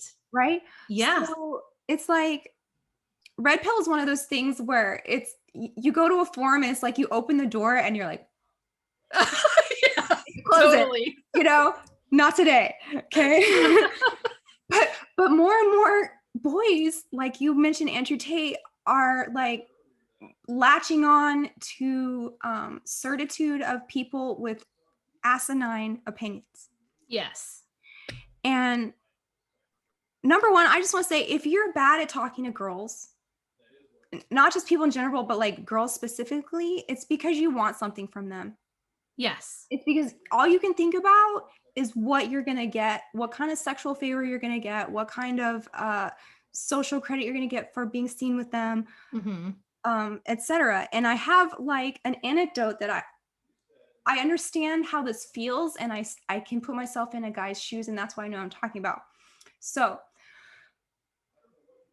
one time I moved to a new town and I didn't know anybody, and we were trying to buy flowers that you smoke. Uh-huh. You know, we were trying to find, where can you buy this? And you have to know somebody. And so if you don't know anybody, you have to like actively go out into the world because you have this need or this want or this thing. And you have to profile people. Yeah. Right? You're like, that guy has dreadlocks and a Bob Marley shirt. He probably has what I want. Yeah. I'm talking about.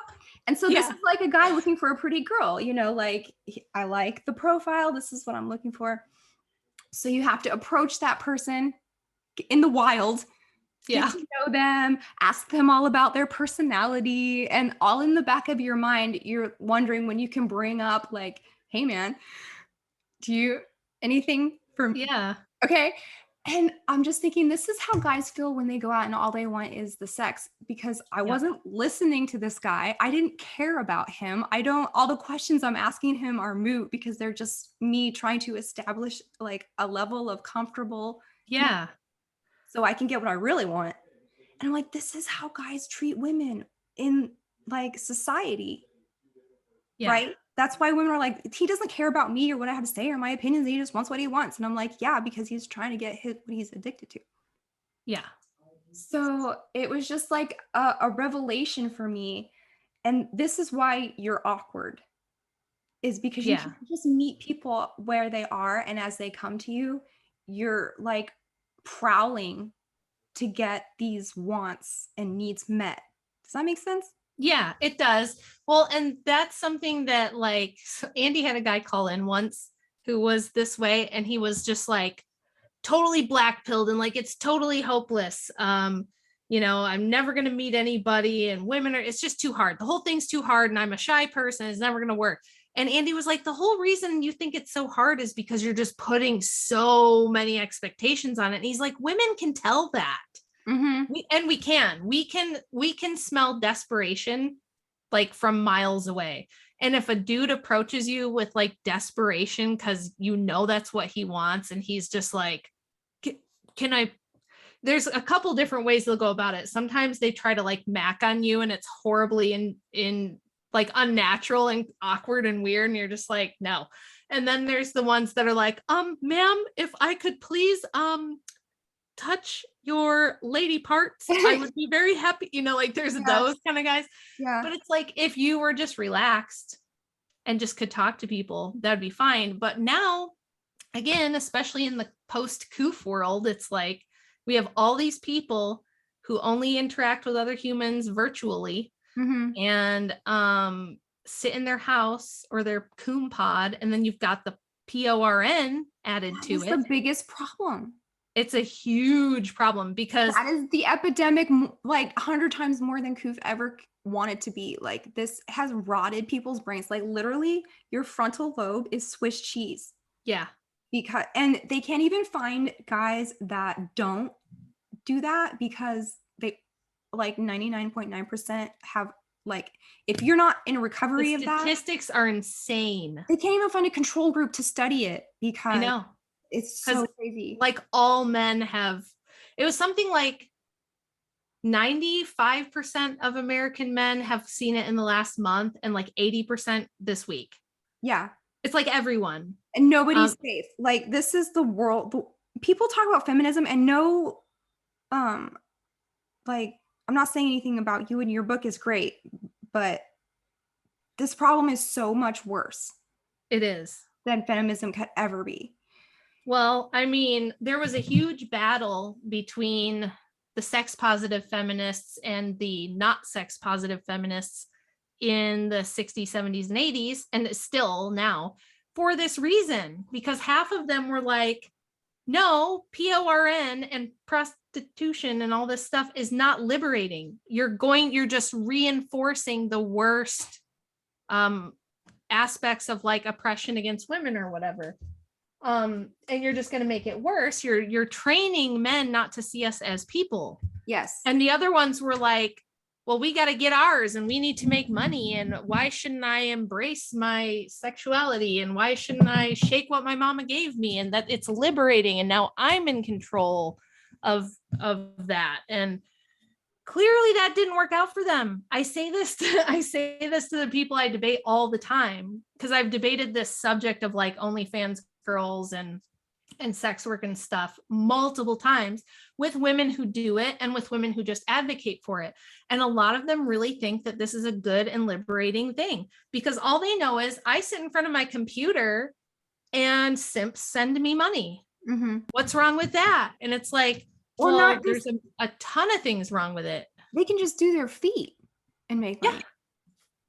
Yeah, it's crazy. Well, and the thing about, so there's some misconceptions about it that are very serious that have led to this, which like, again, these crazy sociologists and psychologists and sexologists, which this all started in like 40s, 50s, they were all pervs. Okay. If you look back at any of these people that were the early like sexologists or sociologists studying sexual behavior. Yeah. Like all of them. Example. Kinsey was a good example. Who was the guy that did the cloud busting? Wilhelm Reich. Oregon. Yeah. Yes. All these guys were Fruit Loops. They were all into like the creepiest, kinkiest, weirdest stuff that you could come up with back then. And their whole thing was, hey, now that we have evolutionary biology, we can kind of twist the science around to make this all normal and natural, right? It's just natural. I'm just horny. It's natural. And I just stick it in a chicken sandwich. You know what? Don't shame me. Don't kink shame me for being into chicken sandwiches, right? So then we do a study that's framed to prove that it's not weird to be into chicken sandwiches. And they do this with everything. So it's like, we have this conception. I hear this repeated all the time where people are like, you know, it's, you're born gay. You're born a certain way. You're just born with the sexual tastes you're born with. And even though we have tons of neuroscience proving that's not true, human sexuality is highly plastic. It's highly malleable. And if you are watching PORN all the time, it's just like drugs. It works in the brain the same way as drugs. It provides this stimulus. You get the dopamine and all the chemicals flowing. You need more and more extreme stuff to get the same response. You need weirder, creepier, more violent, more extreme stuff to get the same response. And so we have a whole generation of people that don't see the opposite sex as people at all. Yes. They're just like a means to an end. It's to get your jollies off. It's do the weird kink together so that we can push the boundaries and try to get new highs from it. Yeah, there is no, that's where I guess that telos part comes back in, because it's like, that's not what interaction between the sexes is supposed to be for. It's a horrible perversion of it. Girls always say, I don't want to be objectified, but like guys don't understand what that means. That means that I am not a car. I am not like, because when they describe women, they're like, who wants to drive a used car? Everyone wants a new house. Like when they talk about what kind of women they want, and you're like, a woman is not a piece of property. Like they're not an object. Yeah, but they don't, I mean, like I said, it used to be you would look at a woman and think about her more as, would this be a good mother for my children? Is she going to represent me well? Like if I'm not around, like if I am busy and going off to the war or whatever, like old timey stuff you had to travel and do, can she like hold the fort down and represent my interests and take care of the family. Like there was so much more responsibility and long-term thinking involved in pairing men and women together. And now we just don't even think about things that way. It's completely just like this short-term gratification, transactional madness. So, have you ever looked into what the word help meet means No, in the Bible? So, no, but that's interesting. yeah, so this word is used other times in the Bible as God's relationship towards Israel when he was its rescuer.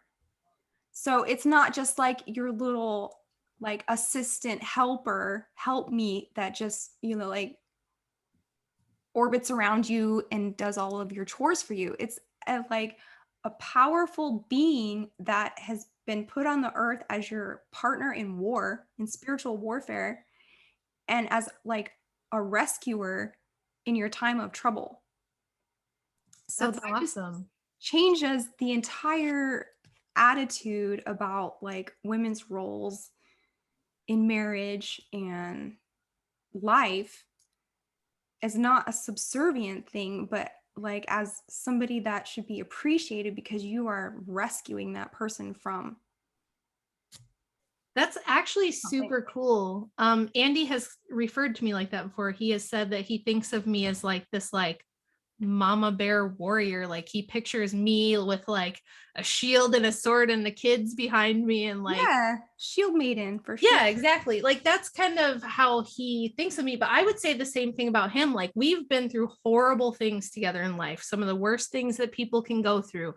And I always remember those times, like even if I'm mad at him, like he made me mad the other day or something, and I'm going, what a jerk, he's stupid. I don't even know why I put up with him. I will think about those times and be like, okay, I really might not be here if he hadn't like literally stepped in and kind of saved me from horrible grief or terrible situation or times when I was super super sick and he took care of me and things like that. That stuff is awesome. It's way better than just being Coomer furry people or whatever it is that people have going on now. And it's like, yeah, there's a lot more sacrifice involved, but you get so much out of it and it's awesome. And then you have a whole family together. This is supposed to be the unit that stabilizes society too. That's a good way to put it. Yes. Because you don't have any stability in society now. And I think that's a big part of it. And this is one of the reasons that I'm always talking about this stuff is because I think of all the kids like me who grew up with like really fractured homes and like tons of instability. And you don't know who dad's girlfriend might be next week, or you don't know if mom's boyfriend's going to move out and move back in, and all this craziness that goes on where some kids don't even know who their dad is and things like this. It's a really tough way to start life, and it sets you up for like distrust and suspicion and all these things because you don't have a solid foundation. There's a study I always refer to from 2012 where it was like a children's psych ward that had like 113 kids in it, and 88% of the kids who were in there came from broken homes. Yeah. And it's a known risk factor. It's a known risk factor for mental and physical health problems to be breaking up families. You are 100% at a disadvantage if you come from a divorced family. So getting back to red pills, I watched this video from the manosphere. I just kind of like random, popped in red pill into YouTube and see what comes up, right? Oh no, that sounds terrifying. Oh my God. This 21 convention in Orlando, Florida, 2018, Richard Cooper. I guess he's one of the high ups in this red pill. Have you heard of this guy? He's like no, but there's so many now that I haven't heard of. So just to get like feel where these people are coming from. And it's really egregious. It's really, really bad. So this video was titled 19 Things Your Dad Should Have Told You That He Never Did.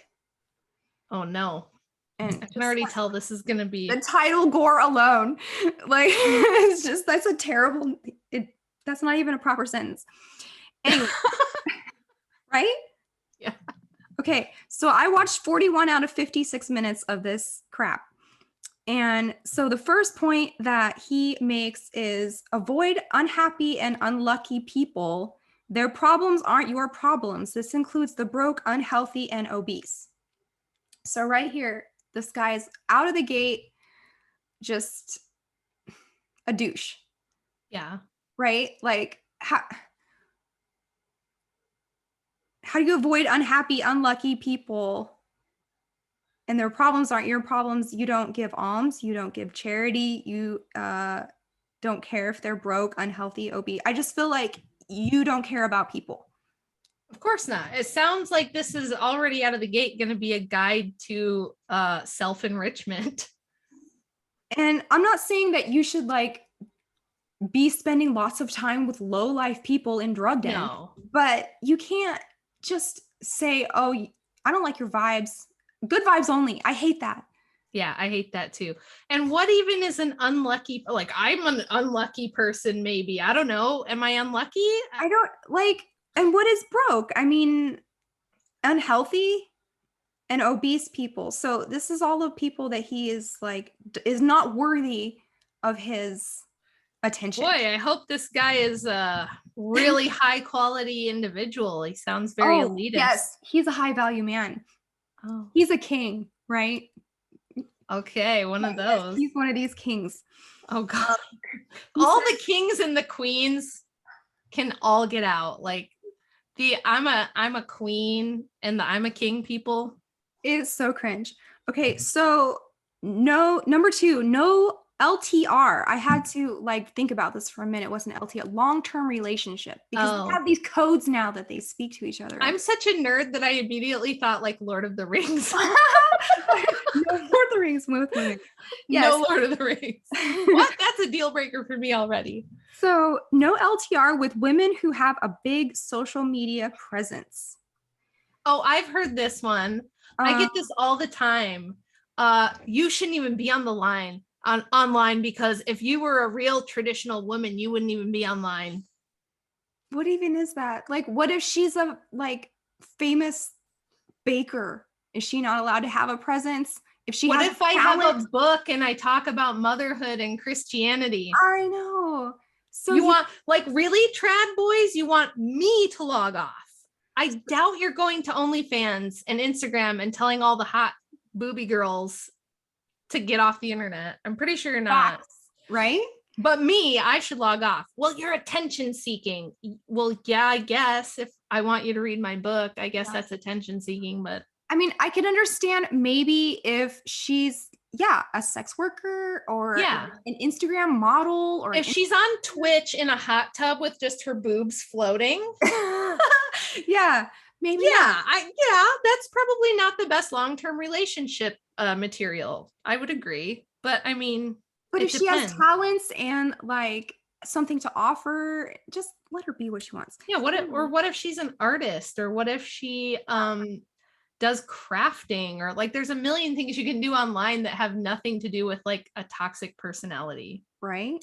But whatever. So then he talks about spinning plates, which I had to like look at other things like what is spinning plates. So apparently it refers to dating and I assume sleeping with multiple people at once. So like spinning plates, you know, like a guy who, and so you have LTRs, you have your plates that you spin, you know, you like go back and forth and keep them spinning. And then you have wife material. So there's already these compartmentalized different kinds of women that you treat differently. Right? Okay. But I just thought the spinning plates thing was so gross. Was he saying like there's women you're supposed to keep, like your booty call women? Is that what he means? Yeah. Oh. That's his stable or whatever. That's what your mares in your stable that you keep for like break the glass in case of loneliness or whatever. And so you keep all these plates spinning. he says, guys point the camera at the world, girls point the camera at themselves. Isn't he pointing the camera at himself I right was like, now? says the guy in the spotlight in front of thousands of people at a convention with a microphone in his hand. So, hypocrite, right? Yeah. And I don't really think that's true because trending on TikTok is like women are complaining that guys do not want to take photos of them. They aren't any of the family photos because men act like babies if they try to go get a photo shoot, and they're not like giving enough to want to take photos of mom with the kids. So women are like, I've gone 10, 20 years and all of my family photos are just my husband and my kids because I was the one behind the camera. Yeah, that's me. But it's usually just because I'm the person that wants the pictures and like nobody else is thinking about it. So this guy is like, men just like are so interesting that they take pictures of interesting things in the world, and girls are so vapid that all they I have a theory about this man. I have a theory. Maybe because you're looking for booty call spinning plates, you're mainly coming across girls who have their phone and they're doing duck lips and pushing their boobs up. Do you ever think of that? That's what I was saying about Andrew Tate. I'm like, your opinion about women is derived from all of these women that work for your sex calling. Cam girls. So of course you have a low opinion of women. I'm like, all the women I know are amazing, talented, beautiful, smart, confident, like competent, just like tens. Okay, I don't really even know any stupid, thoughty women. Maybe I know of a bunch of them, but like they don't want to be friends with me and I don't want to be friends with them. It's like a different circle, but I definitely do know of them. And like I do have a couple in my extended family who are like that way. And, you know, of course, they think I'm like this holier than thou, like boring, weird, conservative person. It's not like I don't know that they exist, but yeah, like, I mean, I think of people like you or like Courtney Turner or my best friend that I've had my whole life who is like, I look up to her in so many ways because she's so incredibly like competent, but she's a really great mom and she's like a super solid person. She teaches Sunday school at her church and she's just like one of those women that you look at her and you're like, yes, this person is like a great model for what like awesome women are like. Yeah. But I think that's like a big problem too. We just don't have that. It's like this is what I'm always saying when I'm like, we need to venerate those kind of women. We need to hold those kind of women up and go, look at her. Isn't she amazing? Not Kim Kardashian and not like bratty, you know, Taylor Swift or like all of these, the people we hold up on a pedestal or like these girls that are selling their bathwater online to simps and stuff. It's like, of course, those girls are going to be a totally different type of person than the millions of like soccer moms and church ladies and nice women who are out there. But even the not nice women, I still have a soft spot for them because they were damaged along the, like somebody failed them. And here's another point he had. He says, avoid women with daddy issues. Play them, don't date them, put them in the F zone. Okay. And I'm getting angry because I'm like, so her dad failed her. So that makes her the type of woman that's just trash to be used as trash. Yeah. Like, In this F zone. Andy and his other like debater guys, Zen Shapiro, they take on dudes, the pickup artist guys.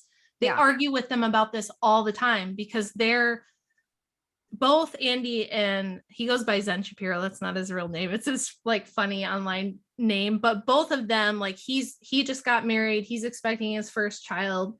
You know, Andy, when he was really young, was kind of a player and he totally like reformed from that. So he's really good at arguing why it's bad and why you shouldn't do it and why that's a horrible thing to do to women. And these guys always say, well, she's a free, independent woman and this is what she wants to do. So why shouldn't I take advantage of it? And it's like, because they're doing that because they're getting these signals from society and from you that this makes them worth something. Yes.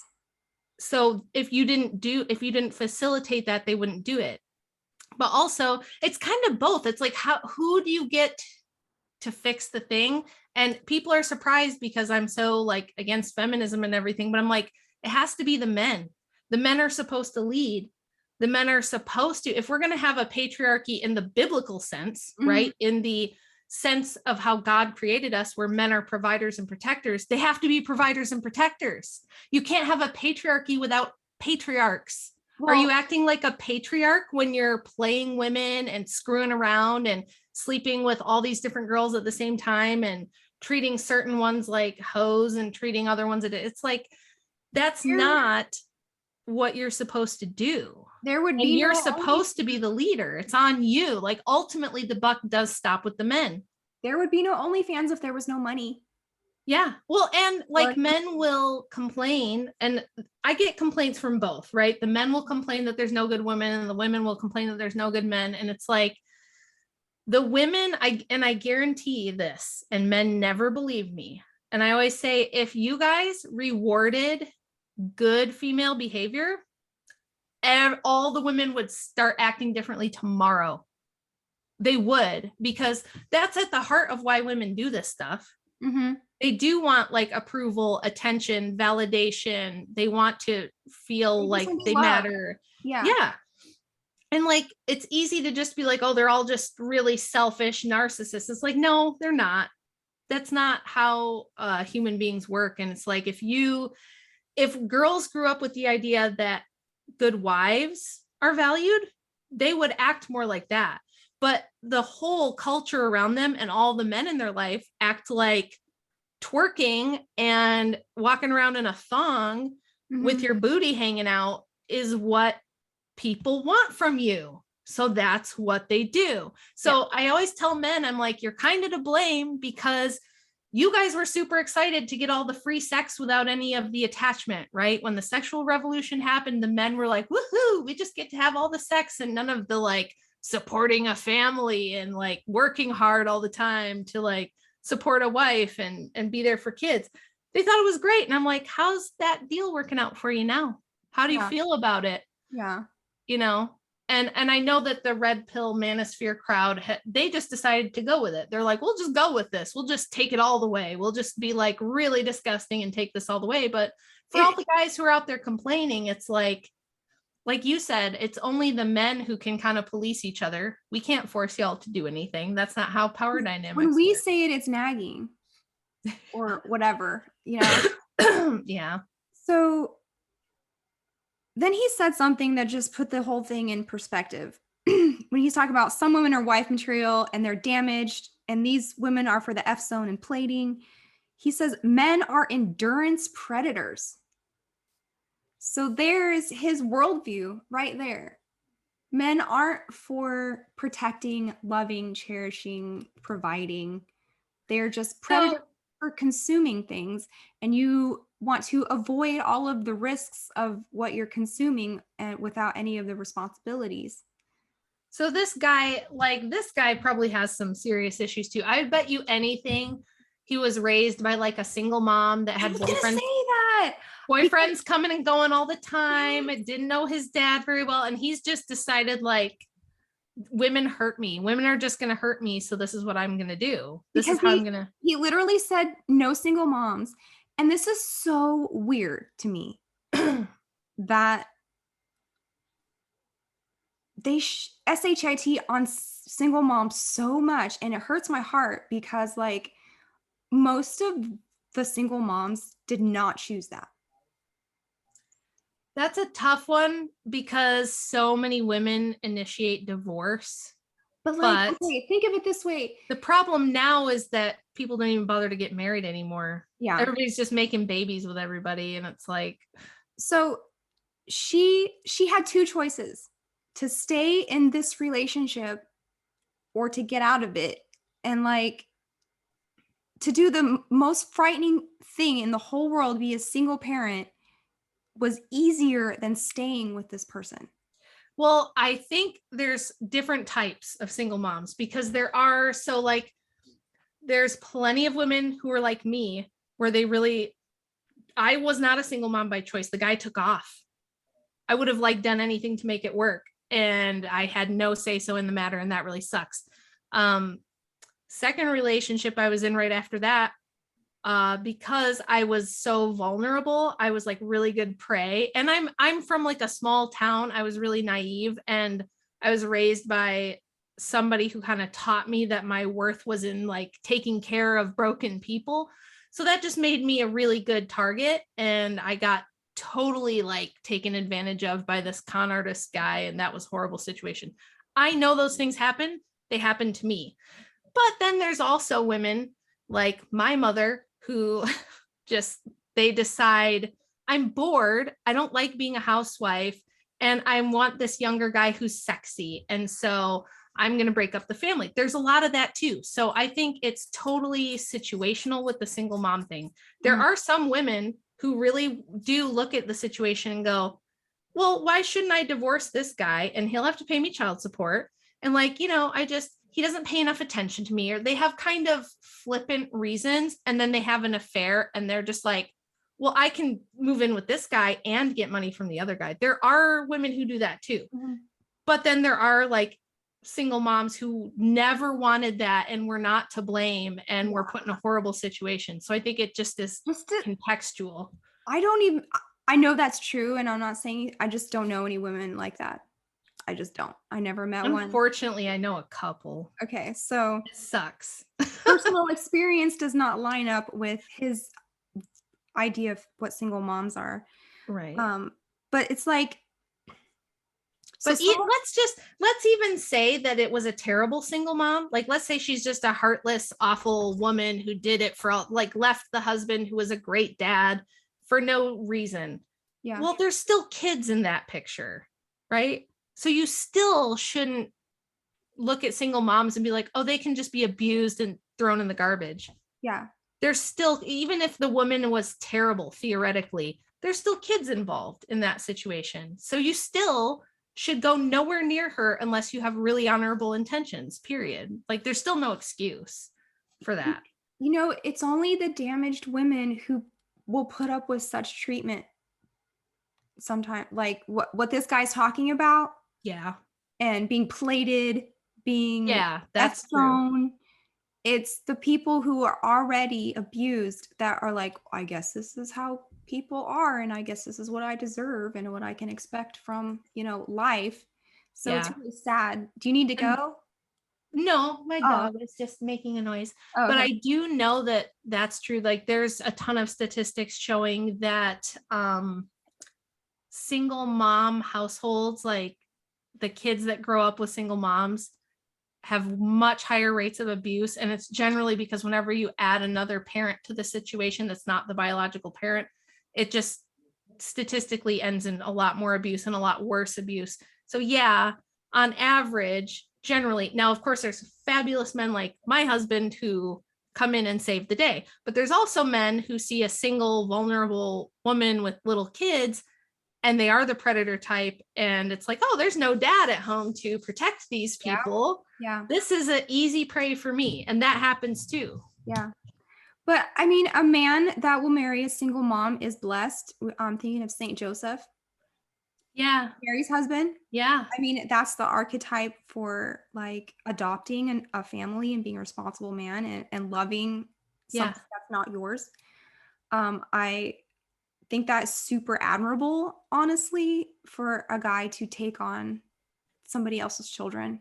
I do too. And these horrible red pill types on the internet, they'll try to say that to Andrew like it's an own. They'll be like, oh, your wife was washed up used goods when you found her and you're raising another man's kids. Oh, you're owned. And he knows how stupid they are, so he doesn't let it get to them. But it's funny. And these people, by the way, everybody, are like the tradcath right? Those right-wing tradcath groiper type of people who say this to him instead of being like, wow, you're a really honorable dude to do that. So while we're on the topic of trad and wife material, a lot of the guys, when they talk about wife material and you ask them, what does that mean? they'll be like, cook and clean and be submissive. Yeah. And a Right? virgin. She has Oh, to be a virgin. And yeah, she has to just do whatever I say and that well, sort of thing. there's this annoying girl on TikTok, and I'm not going to say her name because I don't want to be mean to girls, but she's super smug. And if there's any personality type that I cannot abide, it's snobs and Oh, smug people. Okay. So she gets on TikTok and she's like, all you have to do is be submissive. And I like got married and got whatever I wanted just because I'm feminine and I'm submissive. And I'm like, but that sounds more like manipulation. yes. That doesn't sound like the word submissive is such a difficult word because the biblical meaning of it is more like self-sacrificing or willing to serve your family. It's not like I'm super quiet and don't have an opinion and never say anything, which is like, again, I get a ton of criticism for that because people are like, you're not trad because you're really outspoken and opinionated. And like the last debate Andy and I did as a team, people were like, she was dominating him and wouldn't let him talk. And Andy's just like, do they think that I want to spend my whole life with a person that just never talks and like is just like a Stepford wife robot or something? He's like, and he's a very masculine guy. He's not like a soft soy liberal type of guy at all, but he's just like, well, I want my wife to have a brain and think. Like I have to trust her. Like when we moved into our new house, he didn't even see it first. He was like, you can just go and like check it out. And if you think it's good and it's going to meet all our needs and that I'll like it, I totally trust your judgment. He thinks of it that way. Like I need to be able to trust your judgment. You're competent. You can be trusted. You can handle an emergency. Like he's like, I don't want some woman at home with my kids who's like, oh dear, I don't know what to do about anything ever. And Yeah. like helpless or Like something. He's like, swooning. Okay. yeah, like So I just faint anytime anything happens and Andy has to do everything. That yeah, would not work. when these guys say be submissive, it's totally giving like Dom, sub, weird BDSM stuff. Yeah, fetish vibes. Fetish, exactly. And like I understand the concept of a vehicle needs one driver. Yeah. We're a family and we're doing this thing. You have the wheel and the gas pedal and the brakes, not me, because if two people are gonna try and drive, it's gonna be like all swerving all over the Yeah. okay. So I understand that, the buck stops with the man. He's responsible for Yes. blah, blah, blah. But like, just submissiveness is not necessarily a virtue because you can submit to evil Yes, just as exactly. easily. So Yeah, that's why I said it's such a tricky word. I don't like the word in the modern context, but because it's in the Bible, submit to your husband, but it does say submit to your wives. It says, other, yes, yeah. it does say that, but It says the man is the head of the house, but you submit to each other. And she yeah. understands And we that submit to you're God. Both of us submit to God. yeah. And if the husband is submitting to God, he should not even by default be allowed to be like abusive. You couldn't be. I know there's horrible people out there who would justify that Yeah. and say that that's okay, but we know better than that and that that's not the case. Well, here's like an idea that could be construed as like a little bit feminist, but I'm going to run it by you because I'm not quite sure if all women should be submitting to all men. Oh, Like, definitely you know what not. I mean? Like a wife can submit in her own house to her husband who's a godly person that she's put her trust in, right? But I don't think that it's healthy in society for just women to be like automatically submissive to every man, such as in Islam or another. No, I don't think so either. Well, and there's a lot of reasons for that. And like people who like my stuff might be surprised to hear me say that. But I mean, think about it. If Andy's not home, say he was like on a business trip and the neighbor man came over and told me to get on my knees, should I submit? Yeah. No. Probably not. That's probably not a good idea. Yeah. And no, it's like I said, if you want a society that's more patriarchal, you've got to have patriarchs. We don't have that right now. We don't have like this large population where the normative way to be a man is to be like a responsible man of good character, you know, patriarch, like somebody who's trustworthy and loyal and honest and like good men. Right now, we have a really, really dysfunctional society where we have feminized men, we have homosexual men, we have trans people, we've got like, we don't even know what a man is, we've got toxic masculinity, and then we've got like feminism, we've got all kinds of stuff that doesn't make it that simple. We can't just have a patriarchy and all the women submit. And like you said, it's not, that was never intended to be all men everywhere at all times. It was not, like I said, you wouldn't want to submit to a man who's trying to rob you or rape you or abuse you in some way or take advantage of you. Like there are times as a woman where you're obligated not to submit if it's a bad judgment call. Yeah. And again, that's when women are supposed to be real people. We're real human beings who are supposed to have our own judgment and our own discernment and our own character. I'm thinking people just, it's like people do this with everything now, where they want to take a word and just apply it as this broad category and make it an every time always. And that's like the word meaning fallacy that Jay's always talking about, where it's like, okay, but that doesn't mean that I submit to the neighbor if he wants to sleep with me. Obviously, it doesn't mean that if the neighbor comes over and holds a gun to my head and says, give me all your money, that I'm just supposed, I mean, maybe to save your life, you would submit or something, but there's tons of situations. Or like, say my dad demands that I leave my husband for some reason. I shouldn't submit to that. That would not make sense. That would be ridiculous. So right. You can't think of it that way. You have to think of it in the proper context and be reasonable. I heard one of these trad guys, these kings, whatever you want to call them. He's like, women shouldn't even have control over their own finances, and it should be their brothers and dad that like dole out whatever and, you know, take care of them. And I'm just like, do you even live in this planet? Like, I'm from the real world.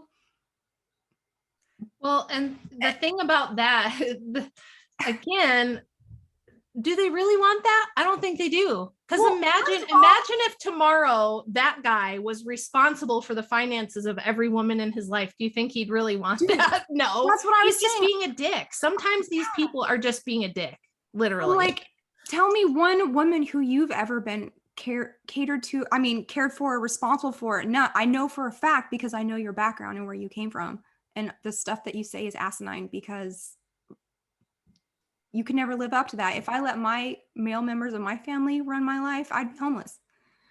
Yeah. You know, it's ridiculous. Okay. So, and then, oh man, I wish I could remember this story about an emperor and empress, an Orthodox emperor and empress. And I wish I could remember their names, but it was like one of them wanted to leave the church or do something that would apostatize himself. And the wife wrote him like this scathing letter, and it was like, if you do this, like, we're no longer married, you're not a husband, like, you can't, you know. And it was really biting in the way that she was talking, but she was right. Like, you can't leave the church. Yeah. Right. Yeah. I mean, virtue comes into this, guys. Virtue and morality are equally applied to both sexes. To even me, as somebody who calls herself a patriarchist, I would never say like, oh, women aren't responsible for their own moral choices. Women aren't responsible for standing up for what's right and what's true. If a man says, it's like, again, when we're talking about this stuff, we're not trying to establish a weird trad fetish where it's like this dominant. It's a Mad Men cosplay weird. Yeah. Like, yeah. Yeah. And I think that's another thing is like the pop culture stuff gives people this. I've had people all week on Twitter telling me insane things about history that I'm like, that's not true. That's like, you know, they'll be like, women weren't even allowed to brush their teeth until 1920, or like crazy things that people believe about women that they like couldn't.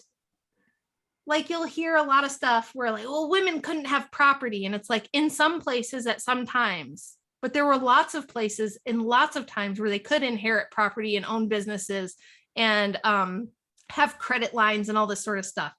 So it's never this like simple low IQ nonsense that people want to shove it into. That's why I had to take all the time to like research and source things and lay it out to try to like correct the record, because people believe such crazy things about the history of like the genders and women in particular. And this idea that we are, that's the other thing. People be like, women weren't educated. I'm like, in some ways, but in a lot of ways, they were extremely educated. Women 200 years ago knew way more about things that women nowadays have no idea about. Yeah. So it's like, I was thinking about this traditional lifestyle for a woman.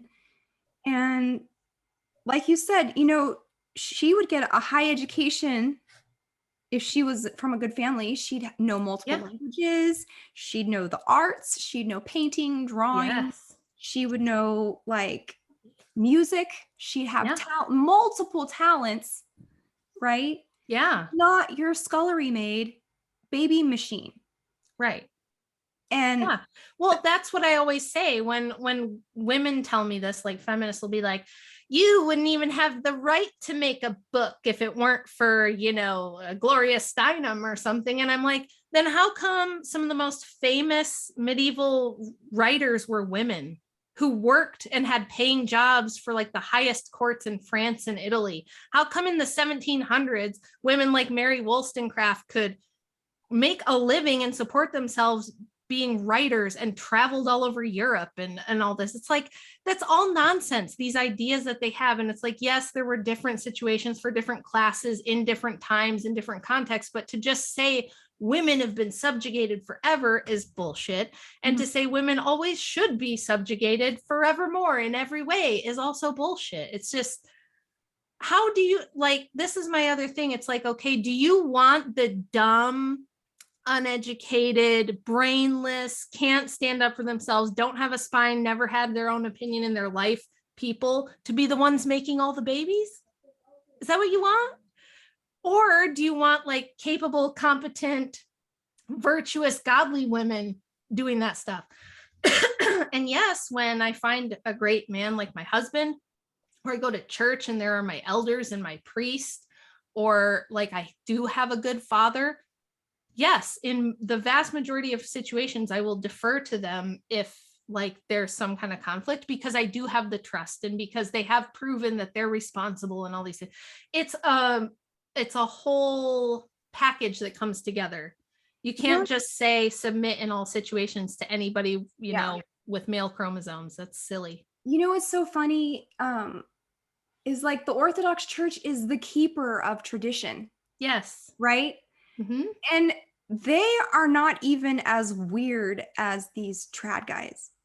Yeah, it's like it's the Catholic right-wing trad people online that are the most insane in my experience. So sometimes some of the Southern Baptist really strict people can be like that too. Mm-hmm. So in a lot of ways, in actuality, the church invented marriage. Yeah. Right? Yeah. And tradition. And we're the keepers of this. And the standards are not even as weird as the trad cosplay guys. Because like my first priest, his wife had a job. She was a doctor or something like prestigious. Mm-hmm.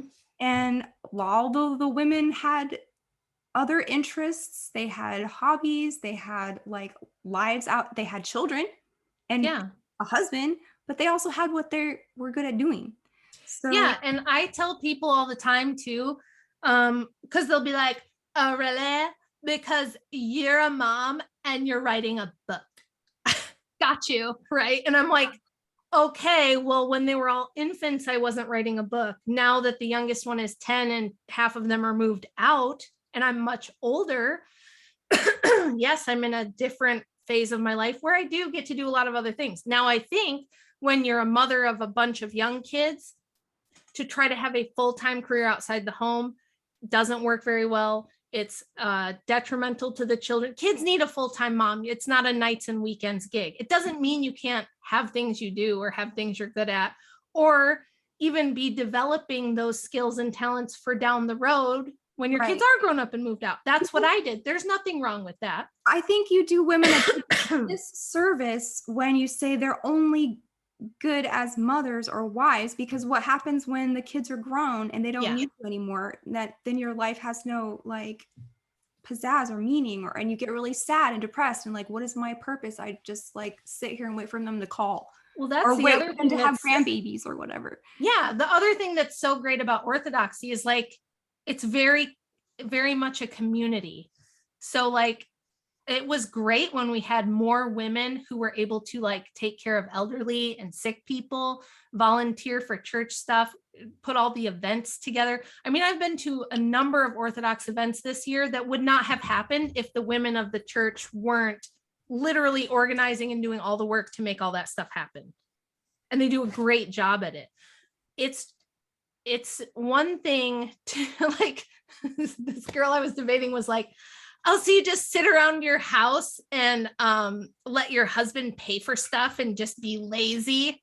And I was like, you're debating me right now. Does it seem like I do that? Does it seem like I'm that way? And she was like, well, no, but that's my point. Hold on, my dog's trying to get out. Okay. So now that we're talking about traditions and standards, let's talk about some standards that women and men have. This one girl I'm thinking of blew up on TikTok because she was like,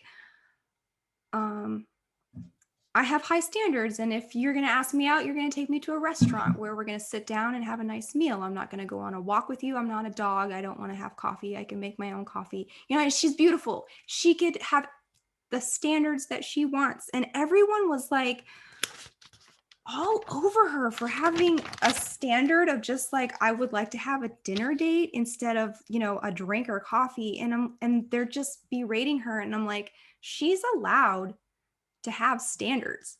Yeah. Right?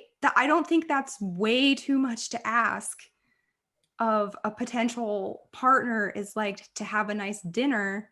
And she just got a lot of flack for that. And I feel bad. I'm like, let her, you know, just because you don't live up to those standards, that's her business. Right? Yeah. Not every woman has to lower their standards and put the bar in hell so that you can have a girlfriend, you know, and live in your mom's basement and eat your chicken tendies and play World of Warcraft. Yeah. Yeah, I agree with that. I mean, I don't think women have too high standards. I think their standards are like messed up. I think that they give, we can talk about gold diggers in a second. I think when that's the case, it's so comically obvious that if you can't see that, then you're not looking very hard. Yeah.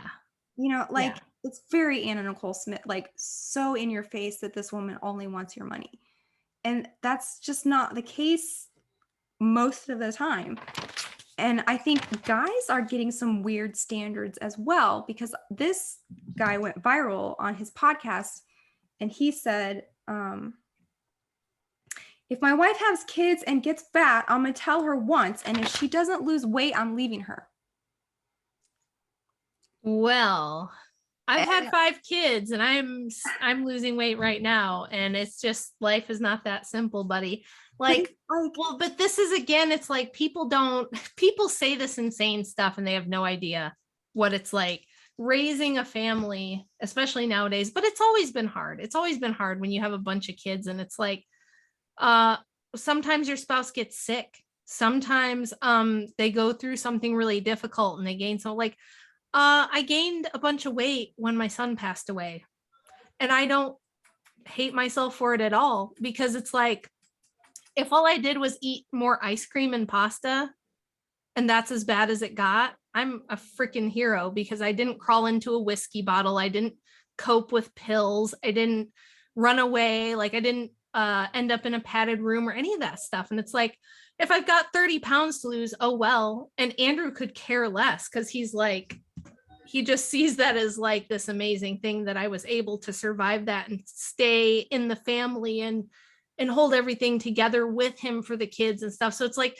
life is real, dude. It's not going to be some sitcom where your wife is just going to look hot forever and you're going to be perfect and she's going to be perfect and you can predict the future. It's not like that. Well, so I'm thinking, okay, dude, that's your standard. But what is the criteria for her to be able to leave you? I mean, Yeah. if she gets fat, what if you get bald? Yeah. What if you lose your job? What if you are in a horrible accident and your leg is crushed and you can't walk anymore? Like, is Yeah. she now allowed to leave you by your own standards? Because, you know, so it's so immature. And these people get so much traction. It blows my mind that how many people are agreeing with this guy. Like, your wife getting fat is the worst thing that could ever happen to you. Now, I think it's not really about like the getting fat. It's more like, so let's say you had a wife who, this is something that happens a lot, where she just stops sleeping with you. You get married and she just stops doing that. And she just decides she's going to sit on the couch and eat Cheetos and be lazy and whatever. That might happen. Like, the problem with that is not necessarily the weight. It's the fact that she doesn't care about the husband. Like, she's just checked out, right? She's basically checked out of the marriage. She's not a good example for the kids. She's not contributing anything at all to the household or the relationship. Things like that I can totally see. But it's like, okay, having kids, a lot of us gain weight. And have you ever tried like dieting and going to the gym when you've got like a baby stuck to your boob and toddlers running around and like, Well, okay, I think if she had the potential to turn into a couch creature, that's something he could have seen when they were dating if he was looking hard enough. or it would just be like, it wouldn't even be like, oh, I'm divorcing you because you're fat. It would be like, what's going on with you? Are you depressed? Are you like, Well, here's why the are thing. you just checked out of life right now? I think a lot You of know? women lose themselves and their looks because they're putting themselves last and they're taking care of everybody but themselves. They don't have time because looking Yeah. hot or whatever your standard is takes a lot of time. You have to exercise, you have to be disciplined in your eating, you have to have a skincare routine, you have to like all know this nutrition. It is like a part-time job to look a certain way, Right. a high maintenance way. Right. And that's why again, the root of all this stuff is like, what's marriage for? It's not for just like your pleasure. Okay. Mm-hmm. And we have this society that is just so oriented towards pleasure seeking. And like, that's what utilitarianism is. This utilitarian morality that's so popular now with like this younger generation. They're all super into it. They're all a bunch of utilitarian vegans or whatever. And they really are like, whatever does the least harm and brings the most pleasure. And it's like, no, that's never going to work. And you can tell that these people have never like had to go out and live life. Because if you had to try to raise a family together, you could never do things based around least harm, most pleasure. Mm-hmm. Imagine if I oriented my day around what brought me the most pleasure. No, I orient it over what brings the most meaning and the most value. And it is salvific, like you said, but we don't live in a society. We live in a society that laughs at us for being Orthodox Christians and thinks it's weird and stupid and stuff like that. So it is like pleasure seeking. So it's like, well, if I'm going to get married, it's so that I can get tax breaks and have regular sex and somebody to make me food. Or for the woman, it might be like, because I want someone to pay all my bills and I don't like working or whatever. So these like empty people are going to say this insane stuff. And apparently there's a lot of empty people watching them who agree with it. It's crazy.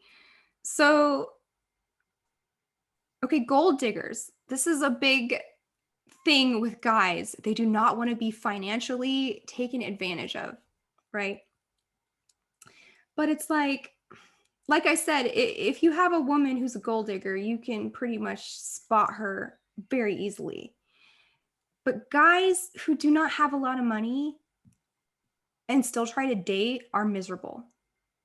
They're miserable, like Oscar the Grouch, because they're broke. They feel a man has to be self-actualized in his purpose. Yeah. He has to feel successful. He has to feel confident. He has to do these things that are hard to build up his muscle. And girls have a different way of existing. But a guy who, and it's only like broke guys who worry about gold diggers for some reason. Like the guys with money know that it costs money to do things. But guys who are broke and they're unhappy with themselves, for one.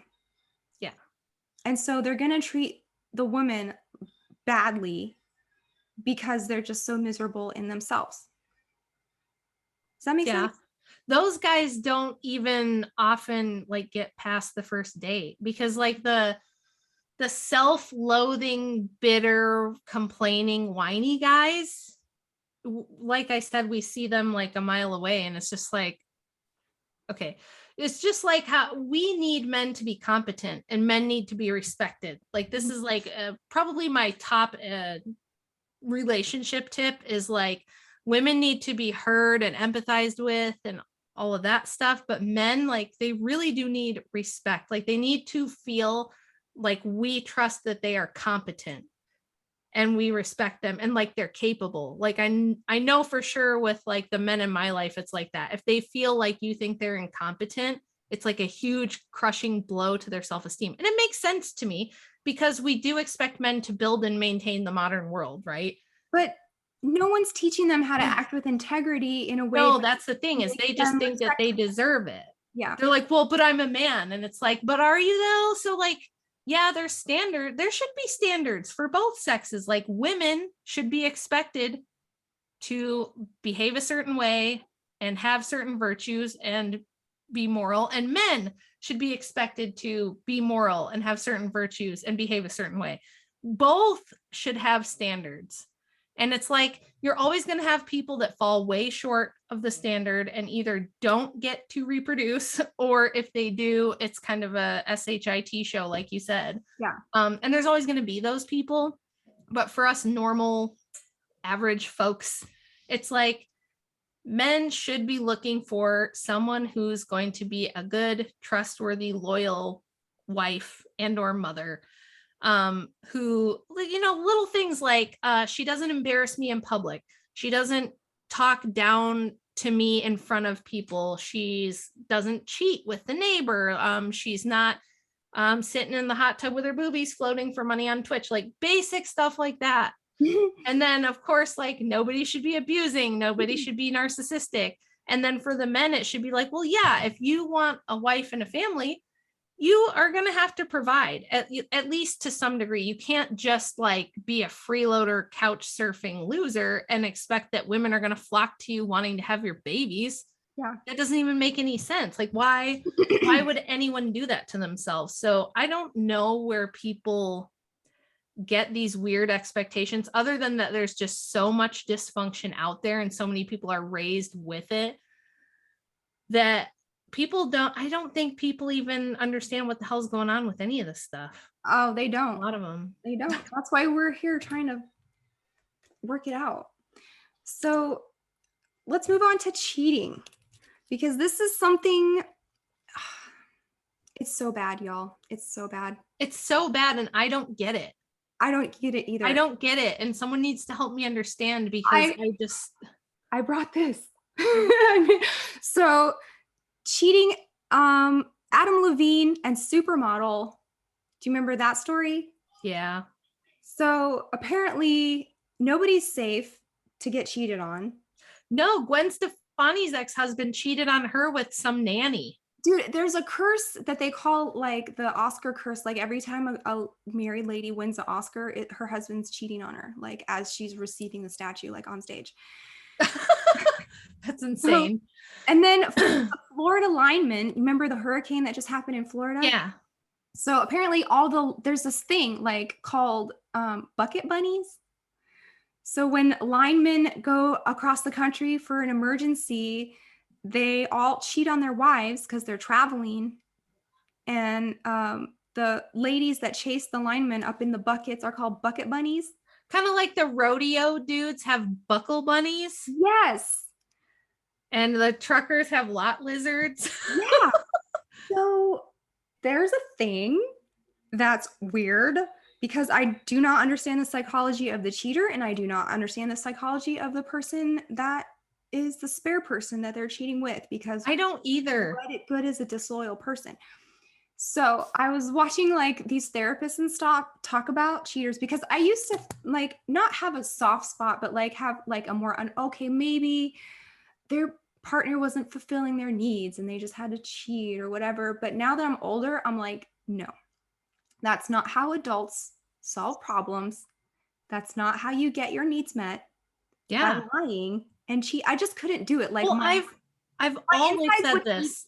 eat myself up if I lied and cheated. Like I just couldn't. I couldn't. Yeah, how do people just like literally be like, I'll get up and brush my teeth and then I'll have some breakfast and then I'll go screw my person that I'm cheating on my wife with in my car before I go to work? Like, how do people just plan their day like that? Because But so many of them do. It starts with soft cheating and micro cheating and not having strong boundaries, like having work wives or work husbands. Have you heard of that? Yes, I have. Okay, so people that you go to in lieu of your spouse for emotional support and having their needs met. And like this guy was talking about where the most cheating happens, and it's at work.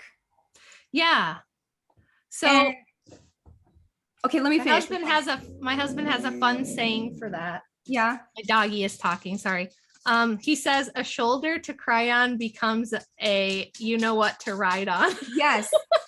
That's so true. And like, so he's like, the most of the cheating happens at work because you see your spouse way less than you see the people at work. And they see you like doing cool things. They see you overcoming obstacles and victories, and you're dressed nice and you're giving your best. Right. Yeah. And you just like drop it all on the floor and like expect to be catered to or whatever. And so he said the second place where people cheat is at church. So it's basically wherever you come in contact with people the most is the pool of cheaters. That's and it's just like a human thing. Like the more opportunities that you have, the more likely it is that you are going to cheat. And so he was making the case, well, like husbands and wives need to, as best they can, work together and eliminate just extra contact with people that's not necessary. Yeah, it's like the Mike Pence rule. Do you remember the Mike Pence rule? What? Okay, Mike Pence said when he was running with Trump that he had a rule that he never like was alone with any other women besides his wife. He didn't go to dinners with a woman for business. He didn't like go to, business things or meetings or anything. He was never just alone with anyone else besides his wife.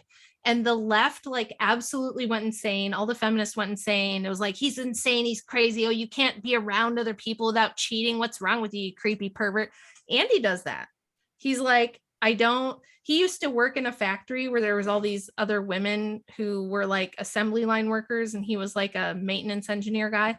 And they'd always want to like sit with him and have lunch. And he'd be like, no, sorry, I'm going to sit over here, Yeah. And they'd be like, why? What's wrong with you? And he was just like, look, if I continually put myself in positions where I'm exposed to like, women who might have a motivation to try to like slowly, like you said, soft cheating, like slowly suck me in, or he's like, I just don't want to even be in that situation. Yeah. It's not because he like, is like, oh no, I'm just resisting the urge to cheat every minute of my life. It was just like, why would I do that why would I put myself in a position where I'm going to be bombarded with stuff like that? It's just unnecessary. And why would I do it? It begs the question, what is cheating? Is it the act of intercourse, or does it begin before that? And I see it kind of like a pregnancy in a way. Is that a weird way to put it? But it's like, it's a zygote, and then it's a fetus, and then it's born. Like you started it way back then, and it grew for 9 months, and then you had like you were cheating back then. Yeah. right?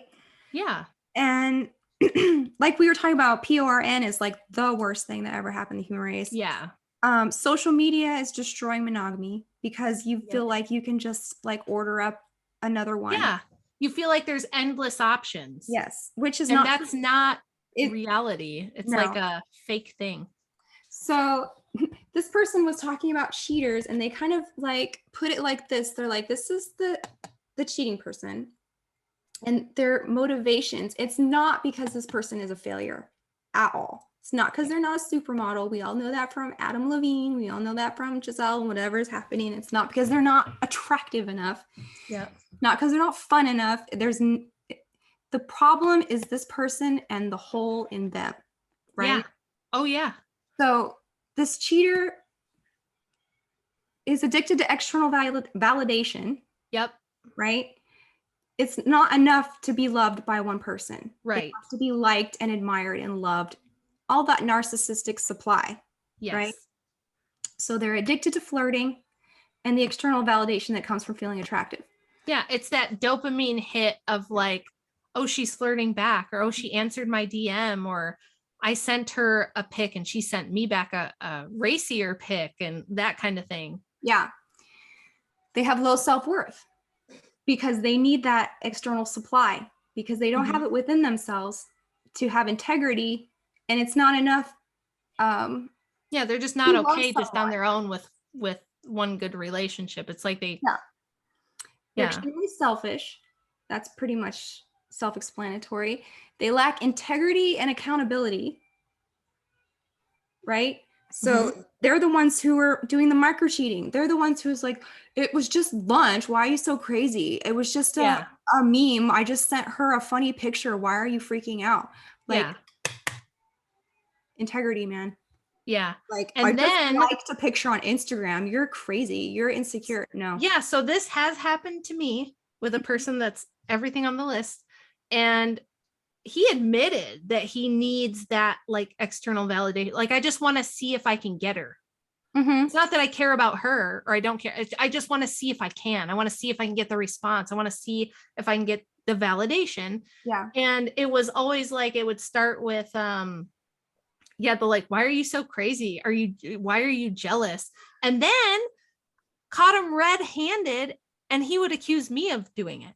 That's what they all do. Yeah, he'd be like, I did not. You're crazy. You're saying that because you did it. And I'd be like, I literally just walked in on it.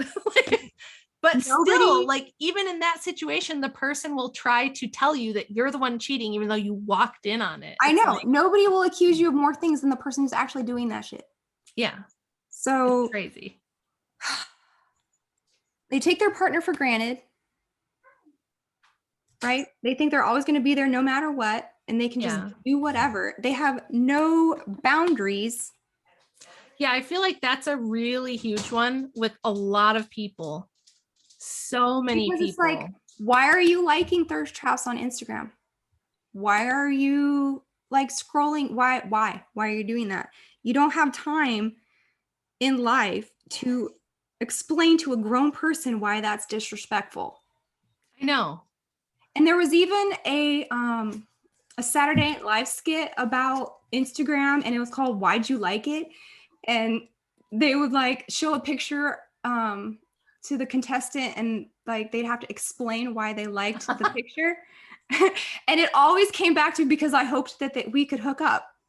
You know, all the excuses they gave. I like yoga girl, you know, I like whatever. I'm interested in rock climbing, and she just happened to be a girl rock climbing. No, you liked it because you thought you would hook up. So these are like just the bare bones of a cheating heart. And it's like, it's so insidious because only the cheater knows for sure what's in the heart. Like you, it could be doing innocuous things, but it could also be micro cheating, right? Yeah. And the thing is, I think I figured that out because this happened when I was really young. And I think I figured it out because I was like, me being a rational, not crazy person, I was like, if you want to sleep with other people, like, why don't you just date a bunch of people? Like, why would you get in a relationship with me knowing that I would never approve of that and I want to be totally exclusive and that monogamy is important to me? Why would you do that if you just want to sleep with other people? You could easily just not date me, bro. Like you could just not.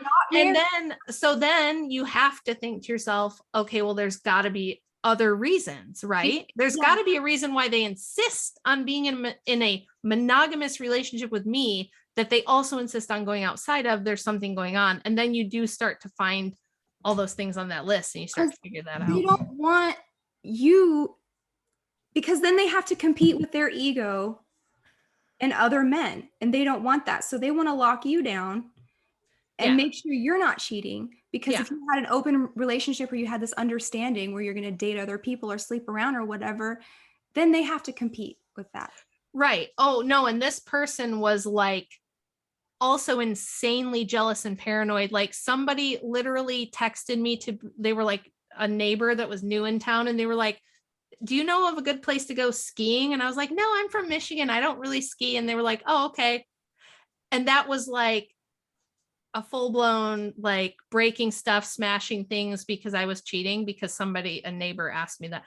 Well, at the same time, he's like doing the stuff. So yeah, it's like classic projection. Yeah, and they need like that weird person, and the person's not weird, but it's like this weird dynamic where they need the person that's a constant, that's like stable for them, a soft place to land when all the other craziness they're up to doesn't work out and stuff like that. So they like want you to be that for them, but they also want to do all this insane shit. And it's just like, but it's so, there's like a study I was reading earlier about this kind of stuff where it said that these kind of things are like a social contagion, cheating and divorce.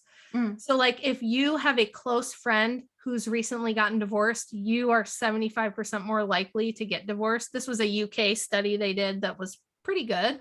And then the same thing with cheating. It was like they found that couples where somebody was cheating, if they had friends who were cheating, like everybody in that peer group, it was more likely that they were going to also have affairs. So there's a weird,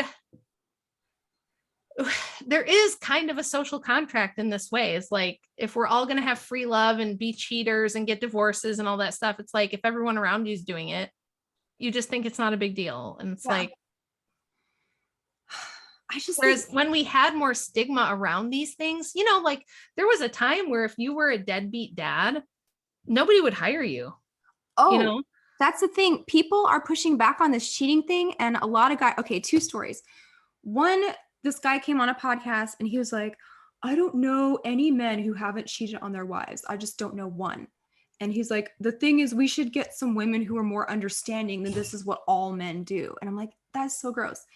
And then another guy was like, I don't do business with people who are unfaithful to their partner. And he's like, and I know a lot of guys who will not like have anything to do business-wise, friendship, anything with cheaters, because if you can screw over the person that you sleep next to and you tell them you love them and you lie to them, what are you going to do in business with me? You don't even.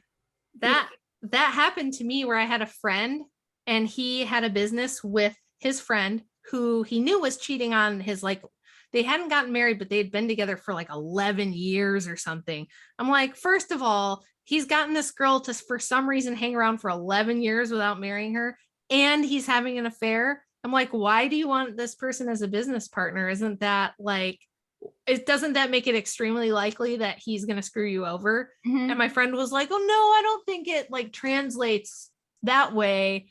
And of course, he totally screwed my friend out of tons of money and was doing all kinds of illegal stuff and ended up totally screwing him over. So I'm going to have a 0 tolerance policy for cheaters. I think it's disgusting. And I already do. Honestly, like I had a girlfriend once who was like dumping all her relationship stuff on me a lot, and then decided she was going to have an affair and was telling me all about it.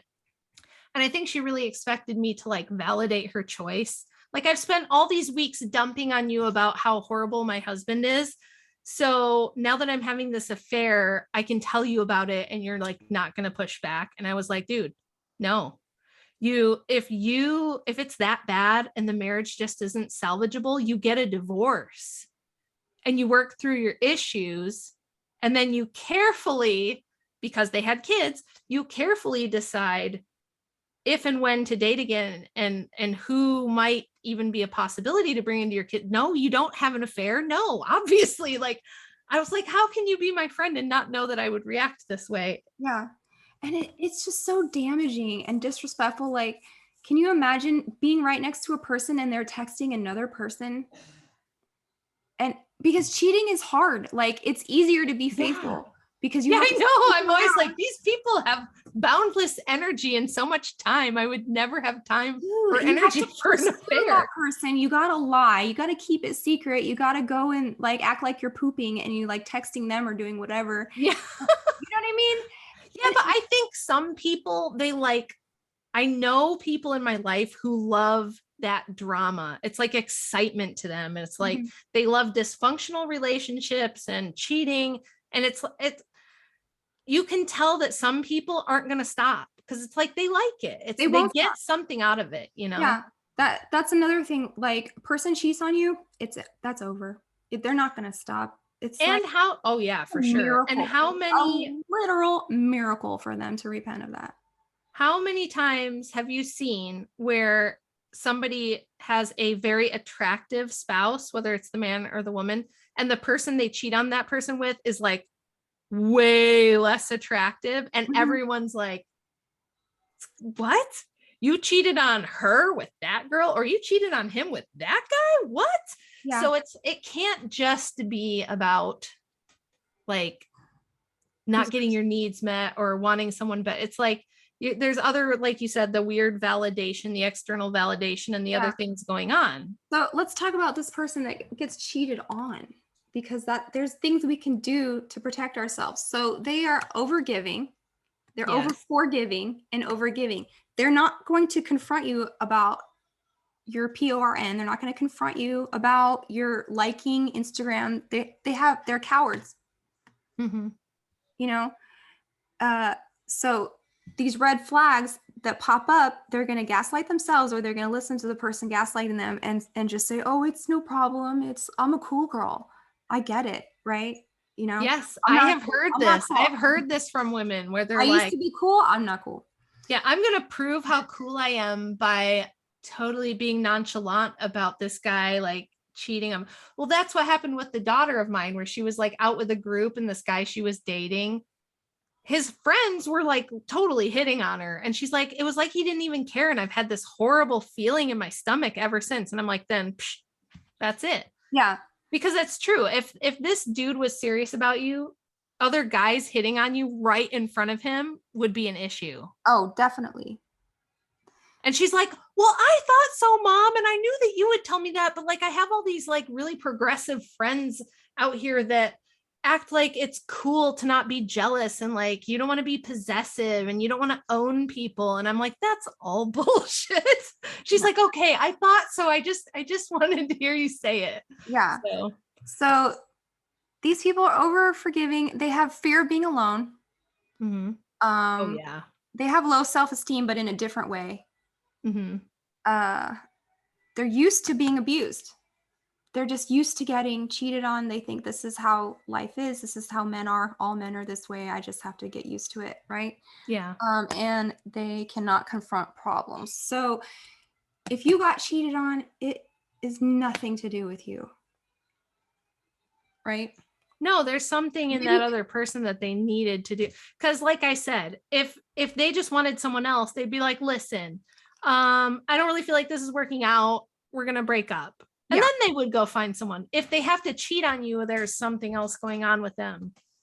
And it's so gross because like you would live your life differently if you knew the truth about what this person was doing. You would make decisions that benefit you and like not them. It's just the worst way to use somebody. I just can't believe it. And it's like, And you can damage people for life doing that kind of oh, stuff. easy. Yeah.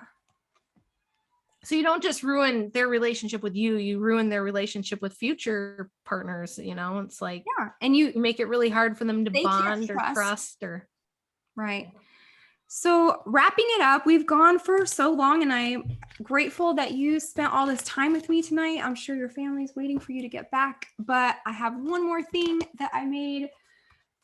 This is the piece de resistance of tonight, and this is what I call the Super Mario dating strategy. Oh my God, I love it already.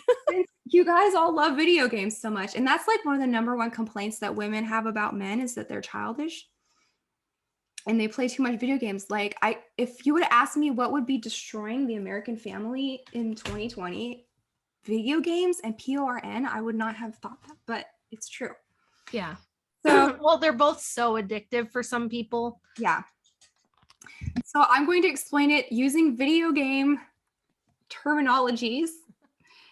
And what we got here, and this is from a woman's perspective, right?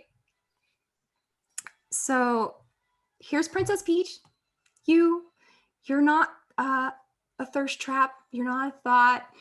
You're just a nice woman who wants to have a family and get married and have a nice life, you know, a little bit of romance, a little bit of success. You're not desperate by any means. And here you have your bad guys, right? The people you want to keep away from you as much as possible. You do not want these people in your life. You do not want them progressing the levels to get to your level. So you're up here, you never go down here to hang out with these guys, right? Yeah. Because there's Bowsers. There's people who will kill you. They will RAPE you. They will cheat on you. They will take all your money. They will do the worst things possible that you can even think of. And so we put these levels of protection between us and them. And going by red flags, we can see like who is going to come up these levels to where you are, right? Did you ever see that dating game where she picked the serial killer? Yes. I was actually just sitting here thinking about all the women, like I was just watching Dahmer on Netflix and how they show all the women who would write love letters to him. And there's, the most horrific serial killers get like the most love letters from women. It is so crazy. So we want to stay alive. Yes. We don't want our lives ruined by evil, narcissistic people. So we need to identify some of these baddies, like these red flags. So one of the first things I would say is like, look out for guys that do not want to get married. If he says, I don't want to get married, next. I wish somebody would have told that to 18-year-old Rach. That would have saved me so much time. So only Marios can ascend to get to the marriage level. So this is like marriage, engagement, dating, friendship, hell. Yeah. Okay. And we only want the good guys to get up to here where we are. We're not allowing the Bowsers. So guys who are narcissists, guys who don't want to get married, guys with lots of baby mamas. Yeah. What else is a huge red flag that would like not even progress to friendship level? Just guys who are like the gangbanger types, the biker types, the really temperamental, melodramatic, like artist types who like they're really fun and exciting at first, but then they'll go through 2-month stints where they don't want to leave their apartment and just want to go on benders and not talk to people. Like, you know what I mean? Like emotionally unstable guys, no matter how cute or artistic, because sometimes those guys are really charismatic and captivating. They don't make good dads. They're too unreliable. Mm-hmm. If you want to have children ever, you need somebody stable. So anybody who's like really emotionally up and down like that as a man, no, not a good idea. How about guys who run hot and cold? Yeah. So that's actually a super effective mind control torture tactic. Yeah. Lukewarm, being hot one day, cold the next. You can drive somebody crazy. Yeah. Literally with that kind of behavior. So if a guy's going hot and cold, if he is, you know, just like a bad dude, keep him down here. And then you have your friendship level. So If I had to do it all over again, God forbid. Let's hope not. No. I'm gonna be up here hanging out by myself, single, healed, bride of Christ. My focus is like in the church, in my work. I'm not trying to date Yeah. because this is the worst level. Dating, this is where all the crap happens in the dating level. So you want to keep the guys down here at friendship level because you don't want to hurt them and you don't want to get hurt, right? Like I call this how to not get your heart ripped out 1,000 times. Yeah.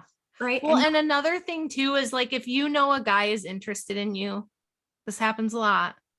If you have a guy that you friend zoned and you know for a fact he's interested in you, sometimes you can't stay friends with that guy because it really is just gonna like hurt him and lead him on and stuff like that too. Yeah. So here we're not leading people on. We're not making them take us to expensive dinners and not getting them anything in return.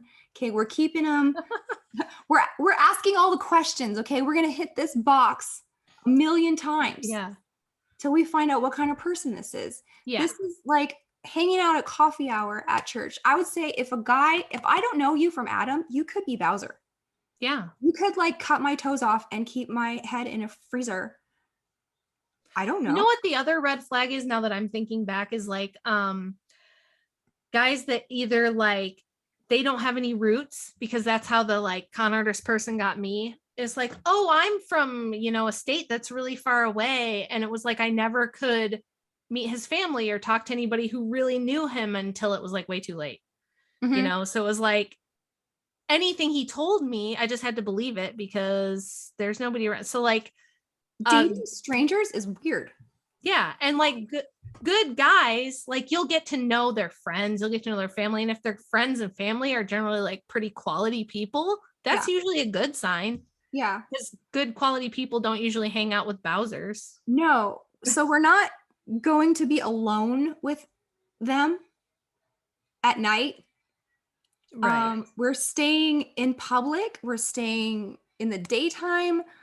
I would say if I just met somebody who's like, oh, you're beautiful, I want to get to know you, blah, blah, blah. I'd be like, you come to coffee hour. That's how you can get to know me. Yeah. Okay. Because I'm not going on a walk with you all by myself. I'm not going to get coffee with you. You're gonna see what I'm about, and that's at liturgy and coffee hour. And if you really like me, you'll be there. If he wanted to, he will. Yeah. There is nothing that you can do to turn off a guy that really likes you as far as like putting up goalposts and boundaries. He'll smash them. Right? Yeah. He'll get through them. If he wants to be with you up here in the marriage level, he will do this really fast. So that's how you keep yourself safe. That's how, you want to make sure they're actually looking for a wife and not just somebody to use. Right? Yeah. So then this is the level that like is the most dangerous and everybody gets stuck here and this is where all the babies are born. Yes. Right? This is the living together level. It's that we're just cohabitating and sleeping together, but we never get past that. This is you. If he never asked you to marry him and you're having babies with him, this is you waiting to get married because he's not going to do it. Yep. It's like, it's so sad. It's like, that Facebook, picture that they put in there instead of if you don't upload a picture, it's just like a blue man. Like the gray avatar thing. If you're living with somebody and having kids with them and he doesn't marry you, that's you. He's waiting for his woman and he hasn't married you because he's ready to drop you at the drop of a hat when he meets his dream girl. Yeah. So you're just a placeholder. So do not have kids with somebody you're not married to. Do not give your intimacy to somebody who didn't marry you. 100%. And that's the hardest thing to convince everybody of. So hopefully after this hours that we've been here talking about this, if you've only come away with one thing, it's marriage is just a piece of paper and we can just live together and sleep together and cohabitate and I'm sure it'll work out. That's not a thing. Like, I know there are people out there somewhere where that works out for them eventually, but like, why would you do that to yourself? Why would you take that kind of risk? Like, Yeah. just find a person who actually wants marriage like you do before you have a family with them. So leave the dusties down here in the lava level. Do not be a forever girlfriend. I'm thinking year and a half. Yeah. He hasn't brought up marriage after a year and a half of dating. Yeah. Next. Yeah. Okay. For sure. What else? No sleep, because it's like there's so much wiggle room in this like level of dating that you can get away with anything because you're supposed to be sleeping together. You're supposed to be, like you end up like buying stuff together. You just end up all tangled up. Yeah. But without the actual commitment, and then that breeds resentment, and it's just a bad deal. Yes. Don't do it. So you have to get rid of the ghosties, the guys who are afraid of commitment, who do not want to like go to the next level. Because like sometimes you don't even know how you got there. Like, remember in the ghost levels, you would open a door and you're still in the same room? Yeah. That's what dating is. That's true. Right? Yeah. So that was me. That was stupid me back in the day. Yeah. I was the forever girlfriend who was like, well, I don't want to push him. And if I push him, then, he might leave. And I'm sure that if I just hang around and be awesome, he'll totally like want to marry me at some point. It's so dumb and so stupid. But there is also on my behalf, I was given terrible advice by my mother, who literally like told me this was all the way to do it. There is nothing that you can do to make a man want to marry you more after you've given him a family. What is he waiting for? Like, oh, you're frozen. Oh no. Are you still there?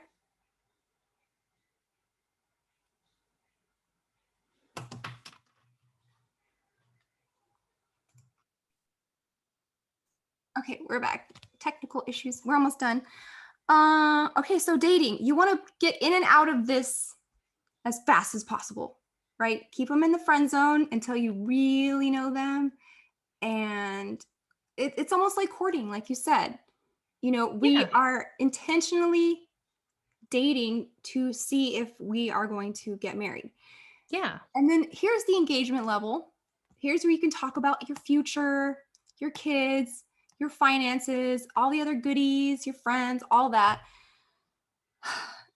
And this is the marriage level, which represents intimacy, love, sex, all of that, and long life, because it is proven that men who are married live longer. Yeah. Because it's more healthy for them. Yep. Right? Yeah, Andrew always tells people that he likes being married a lot more than he thought he would, and he totally recommends it. And he was an unlikely guy. If you had met him at 21, yeah, you'd be shocked that he was saying that. But so where a lot of girls go wrong is they try to merge the finances, the household, and put all of the cart before the horse. And something really tragic happens when you are working for a guy who's not committed to you. And it's like, they call it Bob the Builder. So do not build a man's business that you're not married to. Right. Or at least engaged. Do not work for him. Do not merge your personalities, your goals, your value, all that when you're dating. You stay here. Yeah. Because if he's going to be a doctor, he's going to be a doctor. And if he didn't marry you when he was in med school, he's waiting till he graduates to get the kind of woman that he thinks that a doctor can pull. Right. And he's using you in the meantime, dating. I didn't commit to her. I never said we could get married, and he will not lose one wink of sleep that you put him through med school. Right. He will dump you as fast as he can once he meets the girl of his dreams. Well, yeah. And I mean, you kind of teach people how to treat you. If you tell somebody that this is all fine, then when you've had enough after 2 years of it, they're kind of like, why are you mad all of a sudden? You've been doing this for 2 years. Mhm. What's the problem now? And Mhm. then you don't really know what to say to that other than like, well, but I had different expectations. It's like, yeah, but 2 years ago would have been the time to make that known. You Mhm. shouldn't have like moved I did the same thing. It's now that I have hindsight, it's very stupid, but I think so many people do this mistake. Yeah. So do not build up a man that has not expressed to you that you're getting married. Yeah. Period. You're just going to regret it. He's going to screw you over and he's not going to think he did anything wrong by Yeah. wasting years of your life, right? Yeah. And ladies, we don't have forever. You know, I mean, if you do want kids, you want to like live with a dude for 10 years? It doesn't No. sound like a good strategy. And So don't give a man a family that hasn't committed to you. So this you need to like keep all the narcissists and the crazy guys down here and only let Mario ascend these levels. And if he's a real Mario, he's gonna bust through this really fast. He's not gonna be like, oh, I don't know if I can commit. I don't know if I can be a good dad. I don't know. I don't. That's that's like, the worst too. I don't ever even believe when people say that, when they're like, I just don't know. It's like, yes, you do. You just don't want to say it mhm. because there's consequences to saying it, right? Yeah, You just because then love the I would go sweet for spot. somebody else who can do that. Yeah, you love the sweet spot where you're getting all the benefit, but you don't really have the total responsibility and commitment yet. Yeah. So you don't, it's not that you don't know, it's that you don't want to tell me the truth because then you lose your little sweet spot. Hmm. So never, Because when a guy says he doesn't know or he needs to think about it or he needs more time, it's like, no. if he wanted to, he would. Yeah. Right? If he Yeah. wanted to beat this dating level and get to engagement and marriage. And the thing is, it's way more respectable. I've heard this teaching in the church. It's okay to break off an engagement. Yeah. It's perfect up until the day you're getting married, up until the time you're walking. It's okay to say, I can't do this. But at least you had the intention of, like the goal to not Yeah. stay here, Right. right? And if Right. you were working towards getting married and you say, I don't think we're a good match, we can't get married. That's Yeah. way more better than just dating and breaking up. Yeah. It's the Mhm. it's the cohabitating, sleeping together, and playing house thing that is such an awful trap. Yes, it's the intimacy, the sex, we're not going to be cooking for you if we're not married. We're not going to be cleaning your house. We're not going to be doing all of these things, that wife level things that you have to unlock by getting married. We're not doing that anymore, right? Because the Bowsers are going to take all of this and say, thank you very much. And then they're going to go on to the next person, Mhm. right? Well, and this sounds bad, but think about it, like, why wouldn't they? Yeah. If all these women are going to let them, they're going to do it. Because it's human nature just to try and Yeah. get the best deal. Mhm. Why are you gonna, if someone says the Ferrari costs this much, are you gonna pay them 10,000 more than what they asked for? No, of course not. Yeah. You're gonna pay the price that it was set. So the price is for intimacy, being your therapist, being your cook, clean, laundry, finances, all of that is marriage. And we can do a whole marriage show maybe later on in the future, because it does have to do with being a king and a queen, which is something kind of cringe the Yes. way that they look at it. But the way that we explain it, it's very holy and honorable thing to be Yeah. married. Yeah. So, yeah, just Be pick Princess yourself. Peach. Yes. And I used to talk about princess programming, and I've changed my mind kind of about like the whole royalty uh, idea, and maybe we can talk about that next time. But I am so grateful that you spent all this time, and I think we're going on like 3 hours. And I hope you guys liked my silly drawing. I And think that's the cutest drawing I've ever seen. I love it I mean, so much. seriously, this is how you protect your heart. Like you have a precious princess heart, right? And you don't want it to get trampled on, and you don't want to lose that sensitivity by dating a bunch of Bowsers and a bunch of Yeah. Spinies and a bunch of plant piranhas, Yeah. right? So thank you guys for coming and listening to the whole thing, and hopefully we can bring love back